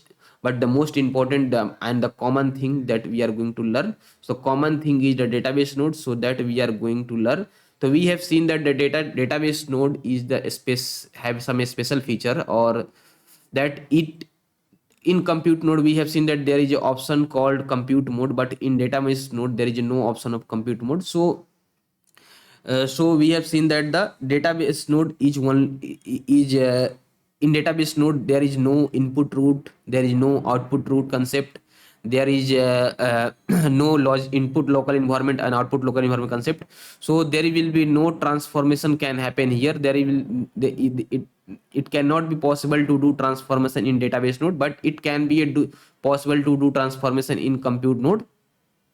Okay, so with the help of database node we can perform only database operation, and with the help of compute node we can perform the transformation also, and we can perform the database operation also. Okay, and we have seen also, if you want to fetch the input message with from the MQ input node, here we use the input root because we have a concept of input root. But here we don't have the concept of input root, so we use the, instead of input root dot excellency, we use the root dot excellency. So you have to use the root, you have to use the root to access the information from the MQ input node. Okay, further we have seen that the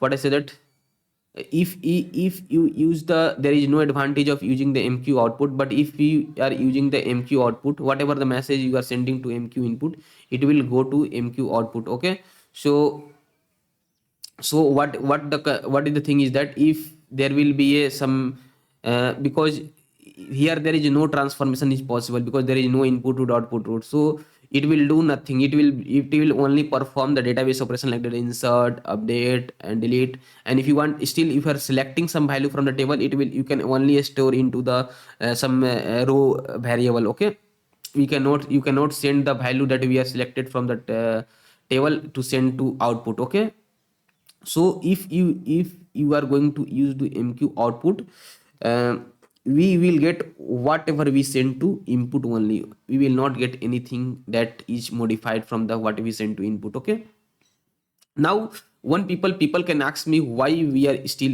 why we are using the database node, because it has a lots of less feature than that compute node. Okay, so this is a very common people ask me why, and this is also asked in the interview, why we are using database node instead of compute node, because the compute node has a lots of feature we can do transformation, but we here there is a less feature we cannot do transformation. There is a very important question is there: if you will use the database node, logical tree will be created less, because there is no input root, there is no output root, there will be no input local environment, there is no output local environment. So the logical tree will be created less. Okay, so the performance will be increased. So especially if there is application designed that only need to perform some database operation, so it has been recommended to use the database node instead of compute node, because compute node consists of some transformations. It will create some logical tree, it will show you some more information. So that's the thing, it is always recommended if you are performing only database operation node, so operation, then you will use the database node instead of compute node. Okay, so that's, it will increase the performance of application in, if you compare with the compute node. Okay, so that's about the database node and the how can we perform the all database operation with the help of database node. Okay, so I hope you have understand what I actually tried to explain you. Okay, in next lecture we are going to learn many more new concept. Okay, thank you all, we will meet again in next lecture.